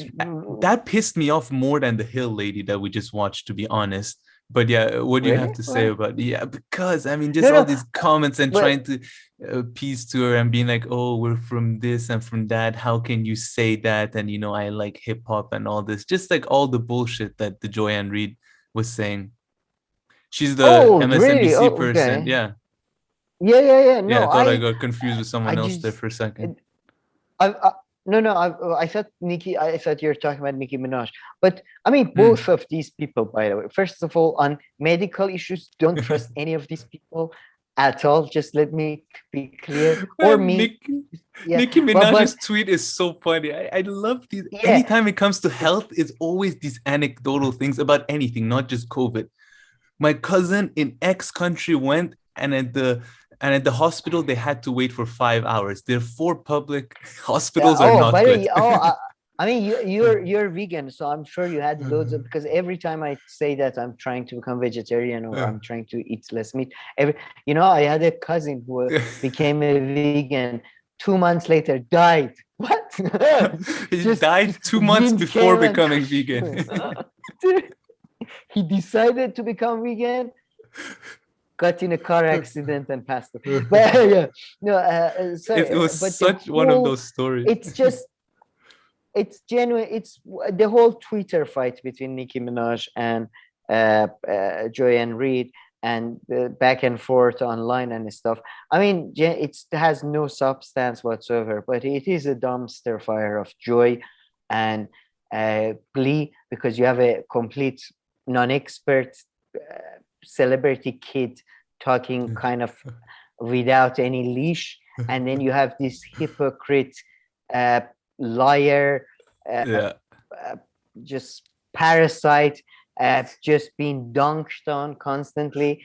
So it's a joy to watch. So that's why I thought we're going to do it separately, because there is no substance really to it. But I would say again, Colbert is being funny about it. If I mean, he's again post-Trump era Stephen Colbert, I think, is one of the few good things about. I would play a video, but I know that even like 20 seconds of those entertainment things already get flagged. But so there was that, and then another issue that they talked about again, which was unless you have anything else to say about this. If not, I was going to talk about Chelsea Manning. Go read the tweets and laugh. Yeah, then they do they have a whole video about Chelsea Manning, and again, Glenn Greenwald gave his part on how he helped her out as much as he could and all this, and then as soon as she came out of prison, she ghosted him. He brings out one good point that I guess is obvious, is that all these journalists who never gave a shit about Chelsea Manning now suddenly care about her so much. And then one last thing that he said, because we've talked about this story, I just kind of took what is new. Another nice thing that he pointed out is that Chelsea Manning seems to have really fallen into this binary way of thinking of everything to do with Trump bad, otherwise good. And he's like, based on our interaction and everything that we know, that I know, is that she's pretty much pissed off at me because I don't hate Donald Trump in the same way that she hates Donald Trump, and the same way that she thinks that he's such a unique threat to the world, and Tucker Carlson. So, and he was nice, and he was chilled about it, and he was like, I came out a bit aggressively that time because she made all these absolutely vague accusations. And he's right, she made it seem like he was harassing her on the phone and everything by saying that I'm scared for my. She didn't say I'm scared for my life. Terrified. She said I feel terrified. Or something. Terrified. So I completely still agree with all the strategies he used, but he also says that she's probably not doing so well, so he sympathized in that way. And you also said that doesn't seem like she seems like she's still dealing with a lot of issues, and I think she even mentioned it in her tweet, if I'm not mistaken. I think in private messages, maybe. But yeah, not that this is an excuse for what she's done. She's completely wrong in what she's done and in her behavior. And again, like, yeah. But yeah, at the same time, I was glad though. I think, again, I find the format of videos because I love books and I like written format, and hopefully we're going to focus more on a written text. But video or audio generally it's great for giving I feel I get more when people speak. I can understand them better because of the tone and the way they talk and all that. So I was glad to hear him talk Yeah. about this. But yeah, I You're pretty very much true. agree with Glenn, like you, on substance of the matter. And I don't think even he was very harsh or hard. No, not on even her before. I mean, you're right. yeah. When in messages and in writing, have you ever seen someone trying to like correct like something you've Yes, written in that's track true. changes Sometimes. mode? It always, even when I'm writing something, it always comes up, bad because, just like in written again. And I just want to correct myself for a second because I said that Glenn believes that, the only thing that changed between Chelsea and him was that, he doesn't hate Trump that much. But he was actually also making that point about Julian Assange. Because you remember Chelsea Manning did this interview where she said, "Oh, if Ken was around, I would have given the leaks to him." And Glenn Greenwald points out that the only thing that has changed concerning Julian Assange since then is the fact that he took part in the leaking those emails showing what Hillary Clinton was doing. So, inadvertently helping Trump in that way. So he's like, it all seems to come down to this whole Trump and Tucker Carlson thing. Yeah. I think Jimmy Dore made the great point that even if you attack somebody like Glenn or Jimmy Dore or whoever, somebody who can defend themselves, whatever. But when you attack somebody like Assange, I don't know, even if you do have mental issues, and I'm sure, I mean, she didn't attack Assange, to be fair, but she just made a very unnecessary comment in passing, at least in that podcast. And I told you I listened to the podcast and she never elaborated why. But she also made some other comments, I believe. I think because it would have caused further backlash probably. But I don't know. I find it very tacky, very cheap, and representative of certain type of character, to be honest. Yeah, so anything else about this Glenn Greenwald and Jimmy Dore interview? They were having a lot of fun. They seem like they're becoming better and better friends now. It wasn't as that's why I can't watch sometimes some people. It was funny. It wasn't so shouty. I liked it. Yeah, no, even though the topics were serious. Yeah. But okay, so if you have nothing else to add here, I suggest that we transition to a progressive press section where we pretty much either gather stories from progressive outlets, which we haven't done this time, but pretty much talk about articles that progressive leaning or left leaning people might find interesting. Trying to focus on the written word. Yeah, but for today, actually, we have two very tiny stories. So the first one is kind of funny. So I'll try to tell you the backstory too. I'm not sure if you know everything, but pretty much it's come out that Hotel Rwanda hero. So I'm sure a lot of people have seen the movie about the Rwanda genocide, and pretty much there was a hotel and the manager, which was Paul Ruze Sabajina. He apparently allowed for around 1,000 civilians, along with people who were in the hotel, to come in the hotel and just, to try to ward off the genocide as much as possible. And apparently he negotiated and kept them safe, and a whole movie was made about that. But then subsequently after that, I believe he's a Belgian national, and recently he lived in the US. And in 2006, a year after the movie came out, he put out a book. And in his book, he started being critical towards the current president of Rwanda. So what did I write his name? Paul Kagame. Oh, I forgot to write down his name. Paul, My bad. For his first name is Paul. He's a bit of a military. He's a bit of a military sort of dictator that is trying to become a strong man president. He has a good image there, but and although he faces a lot of criticism, like the Ethiopian guy.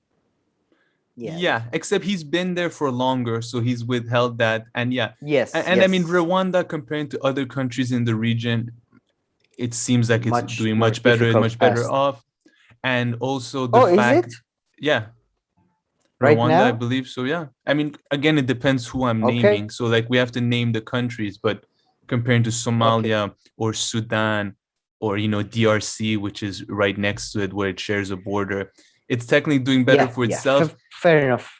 And it's very, I mean, the West really likes this current president and Rwanda and all that, so he's very well supported in that way. But yeah, pretty much he came out and started criticizing him for different things that he has done, and including now killing Hutus, they're saying, who are staying in refugee camps in the Democratic Republic of Congo, and being involved in all kinds of shady and bad things that presidents typically get involved with. So because of that, they're saying, so this part of the story is unclear.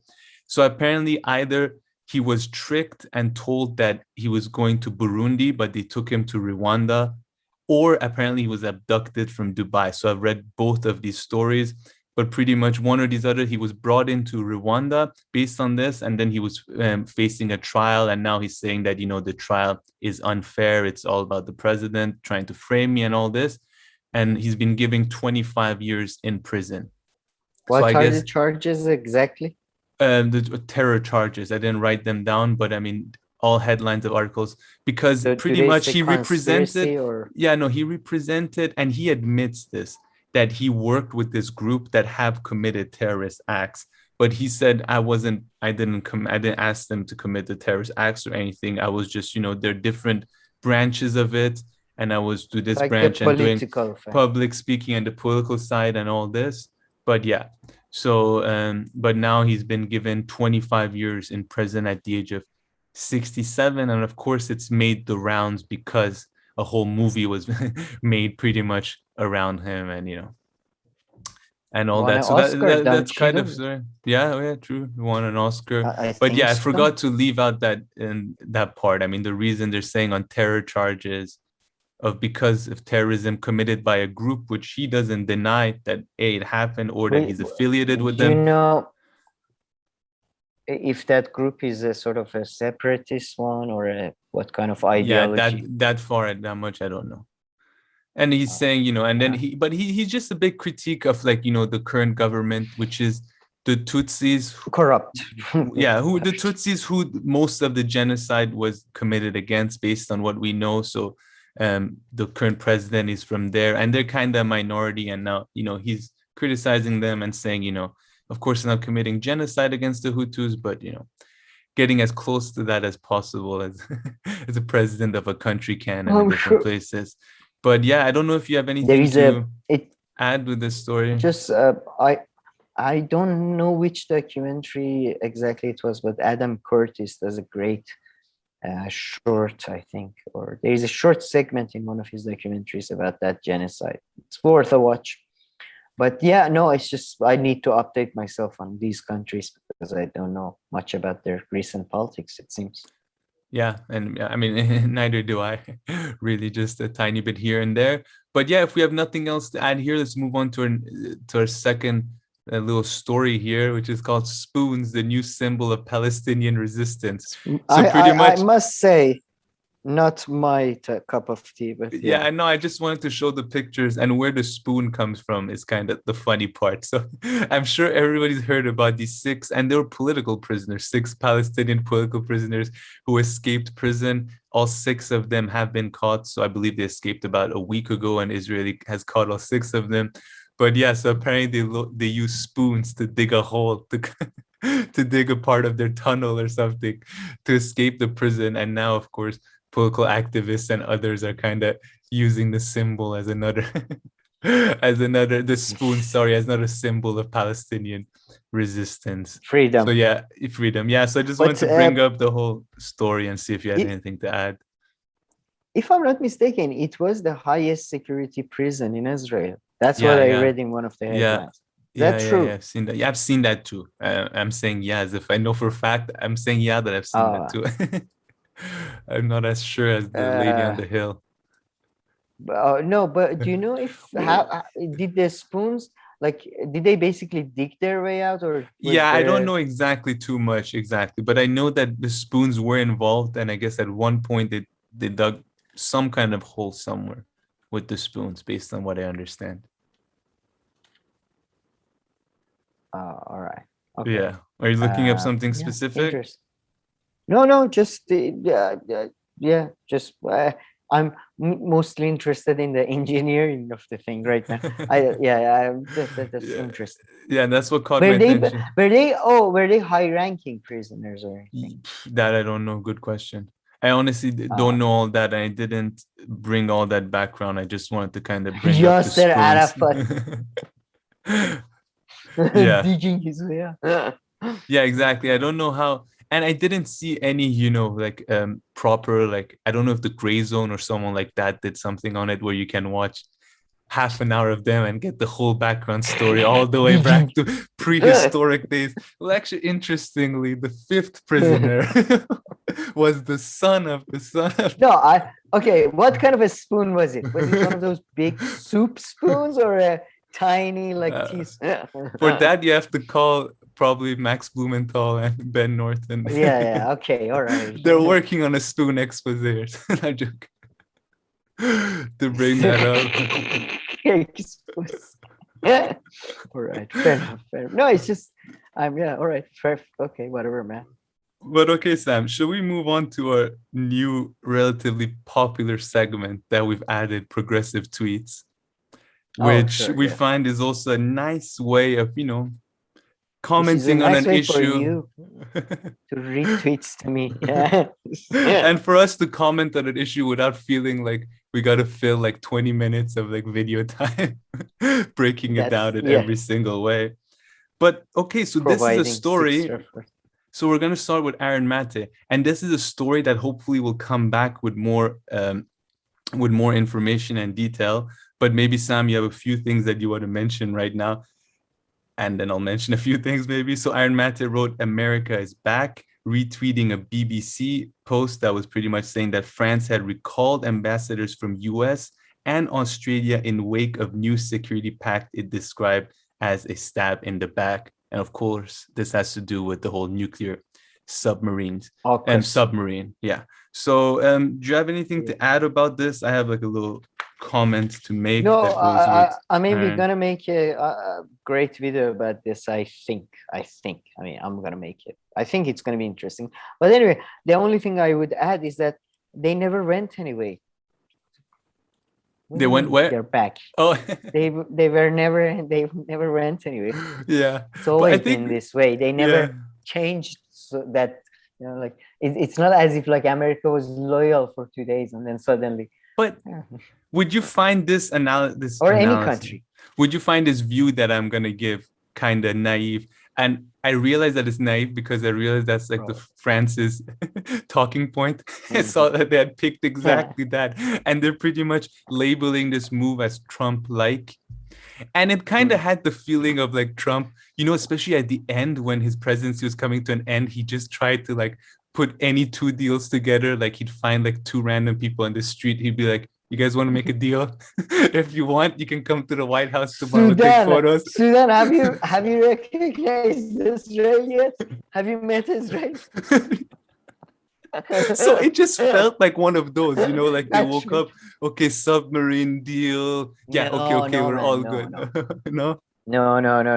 I mean, and the way it happened, and apparently, sorry, let me just add one or two things. And apparently, the French didn't get any warning, and the French are saying, "How could you do this to an ally?" And of course, the French are going to suffer some also financial consequences because Australia had apparently signed a deal with them to get some kind of submarine or nuclear submarine all the way back in 2015. So of course, there's also the financial side to them. But yeah, go ahead.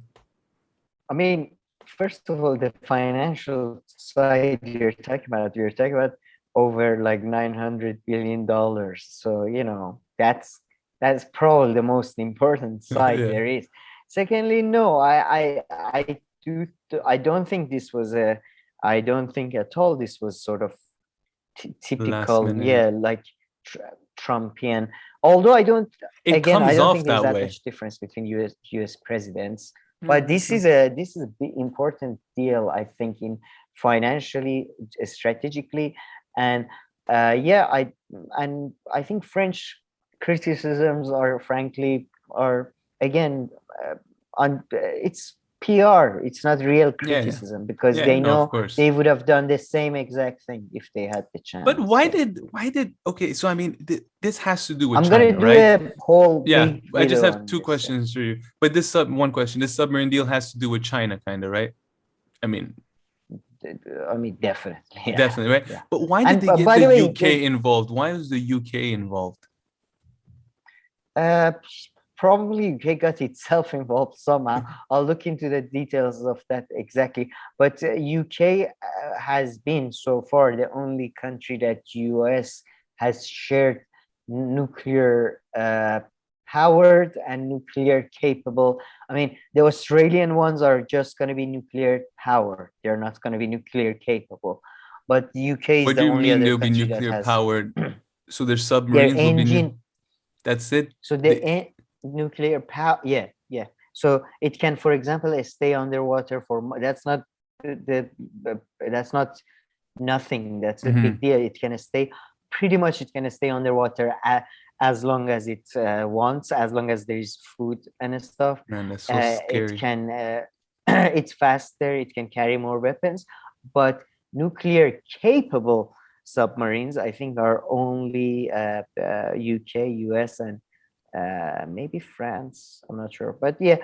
So that and it's the American technology. So like you have Chinese and Russians, by the way, that have their own technologies, but this is going to be American technology. And the engines are going to be built by Rolls-Royce in the UK. That's I would imagine that's one of the main reasons why UK is involved in this. Yeah, I mean, you could have still contracted it out or something. It's just kind of weird. Like it just seemed like the UK contracted it out. What do you mean? Like, I mean, you could have still worked with Rolls-Royce without having the UK as part of this deal, I would imagine. And your Rolls-Royce or Boeing, these companies are heavily, the line between them and government is like it's like East India Company. I know, but as a government, Citibank. you don't have to. I mean, they could have found a way. I mean, yeah. It's like and I mean, the UK did stay on the sideline as much as possible. I'm saying they could have done all this without publicly having the UK out there too. I don't think so, because again, it's like the COVID thing, man. When it comes, actually, we get to a tweet that may also refer to the big industries like that. They don't, it's free market and government is staying away and all that. That's all bullshit. No, I know that, but I'm saying they could have not mentioned that. I completely understand what you're saying.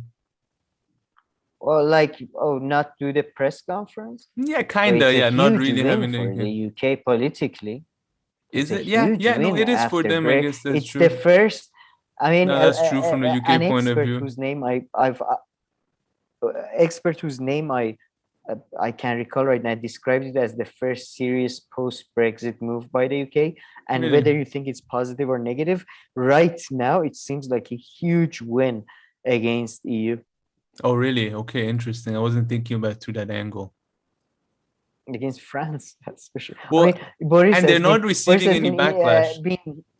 So funny. It's like Boris has been like a husband who cheated on his wife. Like, oh, we admire the French culture and the French people so much. We love the French.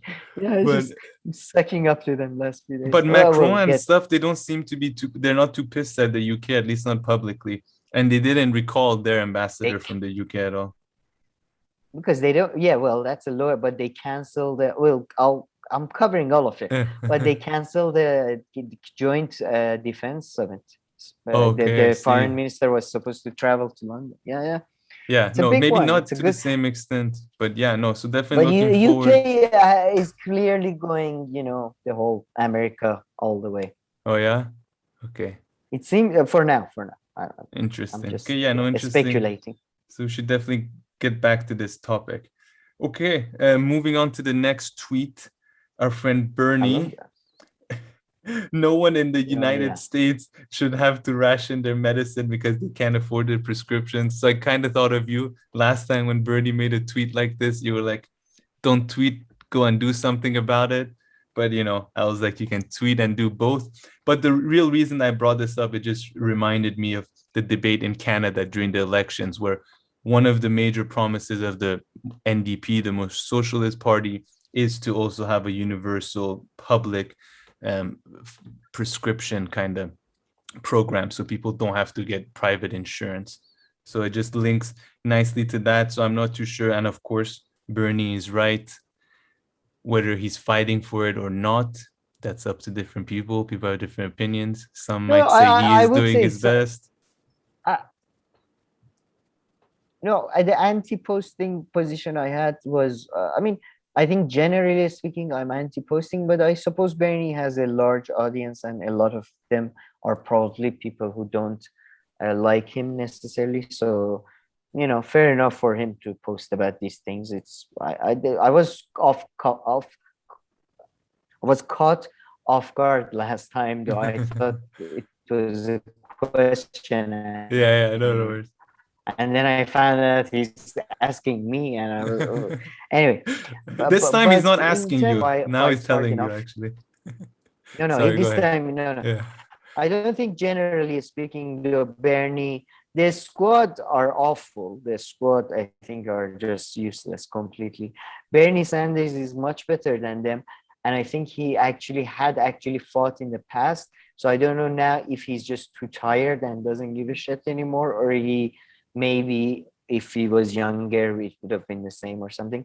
But I wish he was far more aggressive in his attacks. But then again, yeah, I wish so too, but the time I for just being finished aggressive reading, is long old- gone. I mean, it's never too late, but damn, he missed his opportunity. I think it's never too late. Never too late, Yes, but he missed his that's true. opportunity. But it's I mean, never too late. Yeah. I mean, he dropped But- out of the but race so let me just quickly say once this. COVID happened. Go ahead. Fucking COVID. Yeah, it's really funny though. I read the old book by Maté. It smells like dead elephants because I could get it for free, and it was fascinating. There is a segment about Bernie Sanders, and it's way before even 2016, I believe. Nice. And he's one of the very few figures that Maté is kind of positive to. But at the end of this whole sort of adventure there's this bill that they go through.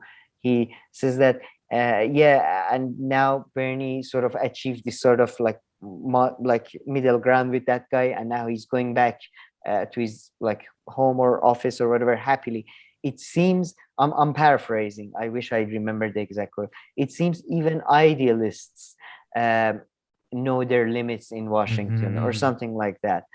So, you know, if I had read that, then maybe I wouldn't have been as surprised by his.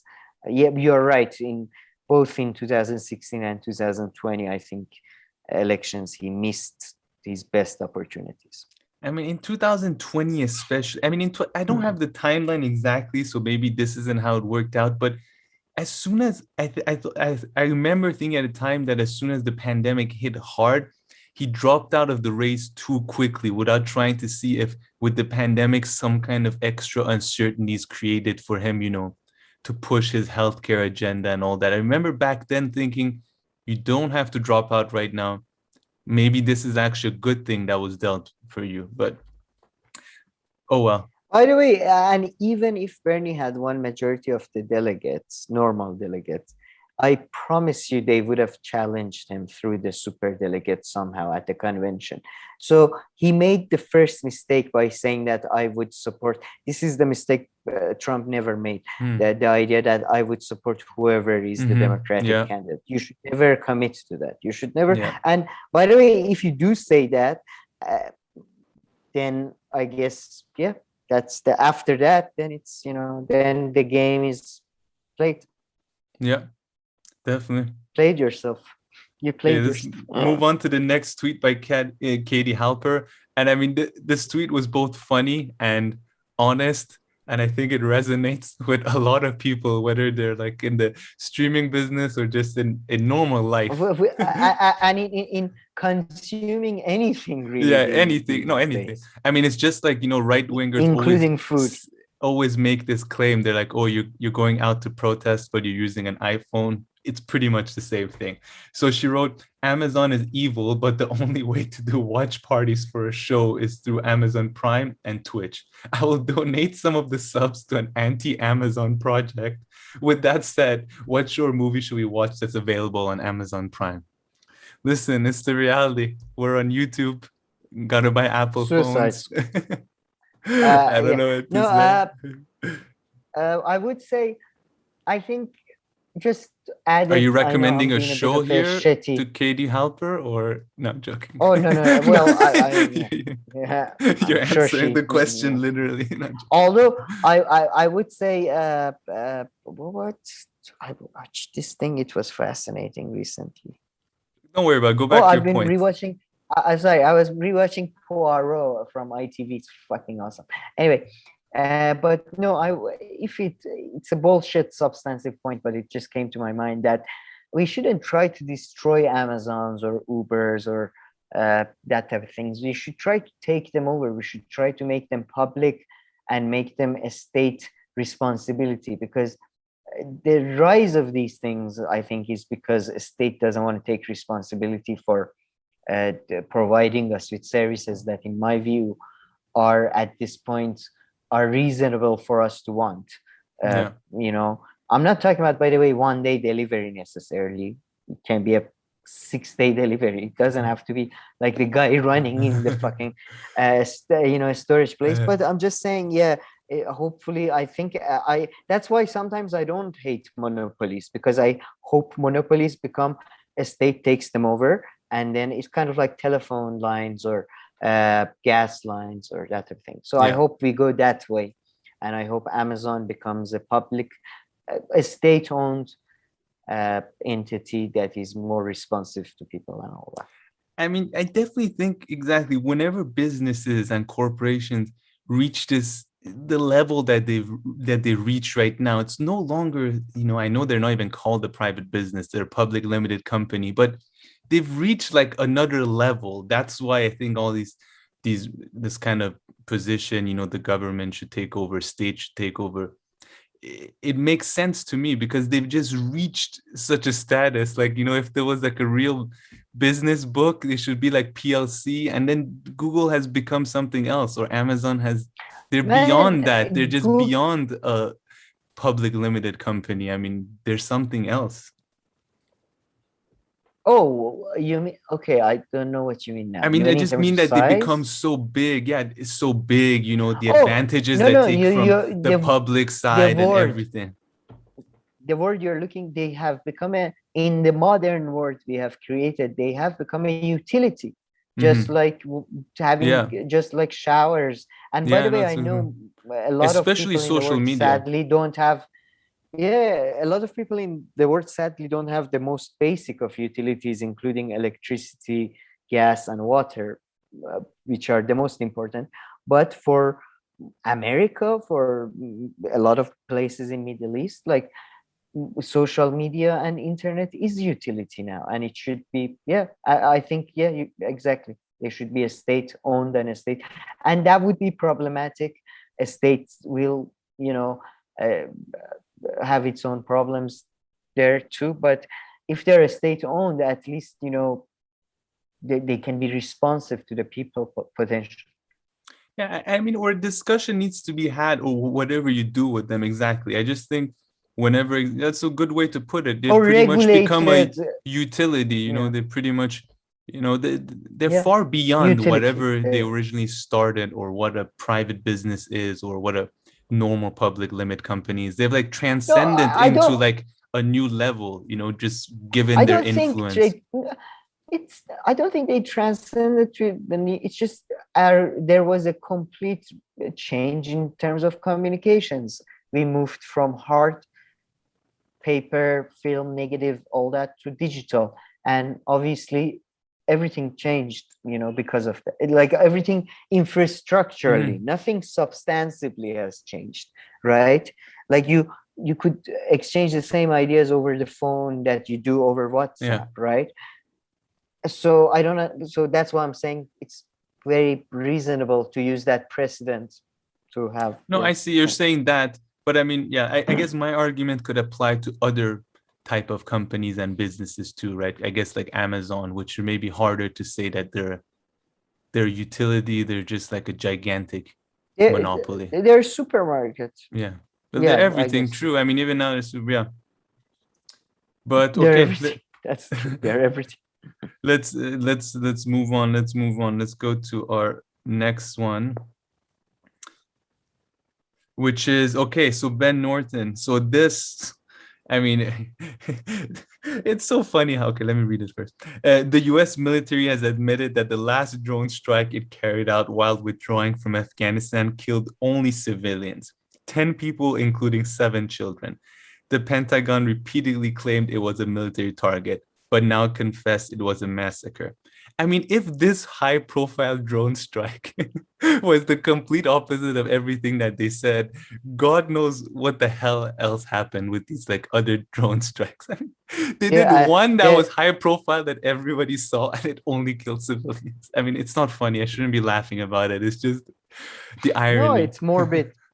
Yeah. But exactly. It's the reason why this one came out to light was the fact that the guy was actually working for the international organization connected to the US, had applied to resettle in the US. 2 of the victims were under 2 years old, I believe. And the reasoning, this guy came on one of the Sunday shows. I don't think he was an official, but the way he described it, like, it was a fog of war situation. They had reports of a Toyota with a bomb, and then they saw this guy driving around with a Toyota. It's the bullshit, like, complete bullshit. Man, and it was disgusting. And all the people that were, I mean, I had a lot. I think I lost quite a few friends after Taliban takeover of Afghanistan.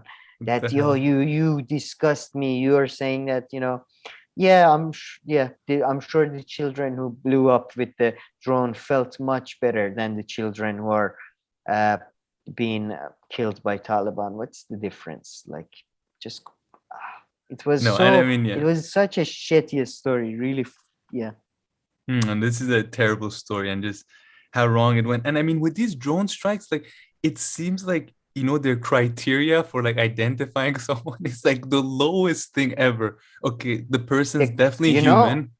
He's definitely human. So I think let's go for it. During Obama years, they tried to introduce all these legalese bullshit, which included that if two male adults pretty much identify you as a Taliban or Al-Qaeda member, they count you as enemy combatant. So half of the people, like the civilian death counts they give, does not include all these enemy combatants. The evidence for them being enemy is flimsy at best. Yeah, not even. Exactly. I mean, nothing that you could convict someone in a court of law in like this is all normal situation. Yeah.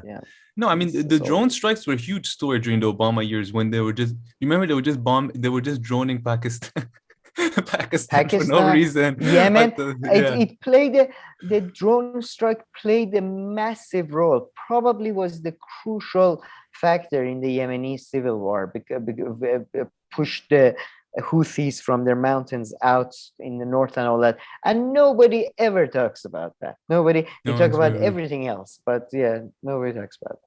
No, very good point there. Okay, our next tweet. This one's funny, and disclaimer, I found this one on Instagram actually, so I'm not even sure if it is real or not. But Fox 29 wrote, officials, trick-or-treaters beware, marijuana candy edibles. And then someone responded, absolutely no one on the planet will give away their edibles for free to your children. Please grow up, which has to be like the truest statement Yes. ever. Okay, That's don't worry. true, I'm yeah. not gonna give edibles that went through hell to obtain for no reason. To kids, we're I gonna don't know take it and go away. how much are edibles these days. I mean, in US dollars. Do you think how much is a like a? I mean, is it a I packet haven't. of? I've never been to like anywhere in the Ah. States where they sell it legally, so I don't know how it goes there. I don't know. I would do it for just to have fun with the kids in the streets. Just seeing them going around. But you're not gonna see them dazed and- because they're gonna eat it the next day or something. Usually they're like gonna eat most of it the Oh, next day. no, So you're just okay. gonna hear No, reports of kids Oh, in right. different schools. Being messed Kid, kids focusing a lot on cartoons. I don't know though. I really do think like I think of the cartoons I watched as a kid. A lot of them would have been much better high. Ren and Stimpy. A lot of Courage the Cowardly Dog. I don't know if you saw that. No. Samurai Jack. All of Eh. these would have been so much better high. So, Possibly. Okay, even let's keep Sesame this. Street. Maybe for adults. But okay, let's keep this going. Let's keep it PG-13 or 18 or whatever. Yeah, the by the way, terms I'm are. joking. I'm not advocating drug use. Yeah, please make sure that YouTube AI or robots or whatever the hell they are, they understand that you're Please, yeah. joking. I don't think they're that clever. Okay, last two tweets. Trita Parsi retweeted this. I mean, I think retweeted- that's the last one, really. The other one Yeah. is just a continuation of it. Yeah. But yeah, read it just, yeah. Yeah, so this one is, I feel the same way about the arms industry. Retweeting someone who had written, the pharmaceutical industry is corrupt to its core, but polite people are not supposed to say that. And of course, this person had responded or retweeted that. I feel the same way about the arms industry and probably about And the many other industries.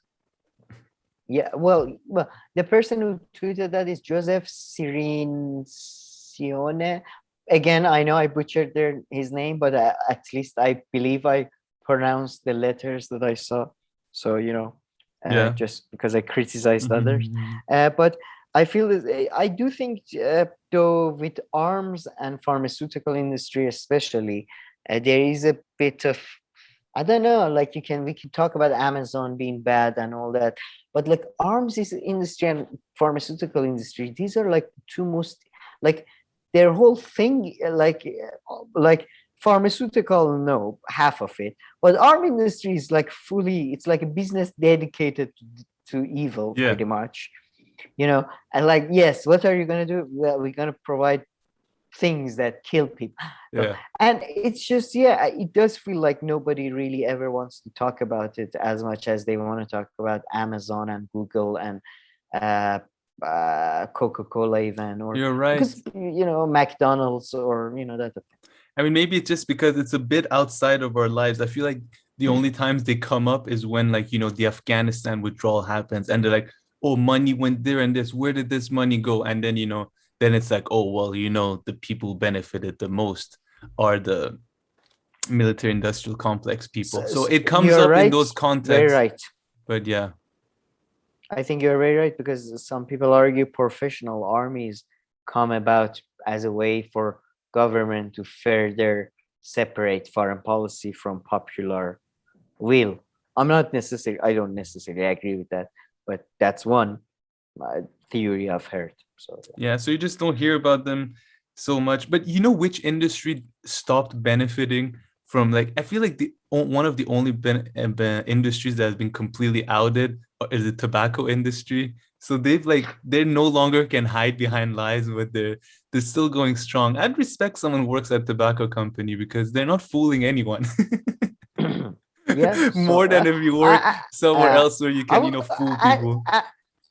And alcohol, I would say, Yeah. also to an extent. Like there's no like nobody Yeah. thinks nowadays that if you drink alcohol, you Yeah. feel better the day after. Yeah. It's Although I would say with smoking and sugary, all kinds of sugary products, in my view, I think plain packaging is a really good idea.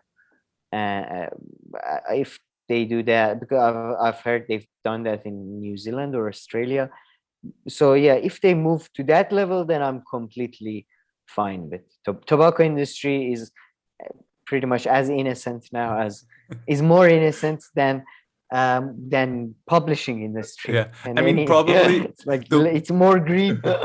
No, probably the I most don't- I'm evil joking. stuff. No, I know, but I'm saying probably honestly, some of the more evil stuff that they do is through like their like investment branches and all that, like taking their yeah. huge profits and Although- investing in more uh, messed up industries. I would say generally agriculture, I suppose, is not necessarily good because it reduces by their diversity. So as long as they're expanding, if they're expanding, that's always bad. So for the environment. And all Yeah, that. I mean, everywhere there's bad, but I mean, you know, also need to grow food, Yeah, so there's relative. also a reason. Yeah. But yeah, and then the last tweet that we're just gonna kind of skip is against about the Kabul civilian drone killing, and Yeah, because Kelly we wrote, discussed yeah, that thing. Yeah.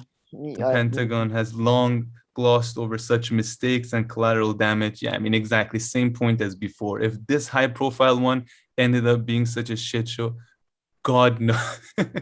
I mean, Can they you themselves they realized that the drones, you know, they're not, they like calm down on pushing the drone image. At least they still use it, but you know, the narrative of I mean, drones their being own like, their own reports came out, said Yeah. like over 90% of people who'd have died in drone strike have been civilians. So no, it's, and I mean, I would add, yeah, they dropped the mother of all bombs, as they call it, in Afghanistan, and it's still nobody knows.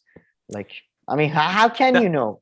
How can that you one know? is not It's even like- talked about, right? That's the one where Fareed Zakaria said that, wow, Trump is now a real president because he dropped a big bomb on Afghanistan. That's the one I Well, remember. I Is the think- early I days of think- his presidency. I don't know. I don't remember if it was. I think it was Syrian one that he became the Okay. real president. I Oh, think okay, I yeah. don't remember, but You're yeah, right, whenever he bombed Afghanistan or Syria, everybody in CNN Yeah. really became happy and joyful. Maybe we should have But, bombed a few countries before the re-elections. Well, I mean, CNN is not necessarily representative of U.S. society. So. That's true. Well put. Okay, so on that note, I think that's it for this episode of The Progressive World. We'll be back with another one, hopefully, this week. But yeah, so thank you very much for watching. Please like and subscribe if you've been watching our shows for a while now and you like to keep on watching them. And if not, leave your comments, questions, criticisms, everything down in the comment section below. Please correct any bullshit that we've said and we'll make sure to get to them. But if not, thank you very much for watching. Please like and subscribe and we'll see you in our next video. Thank you.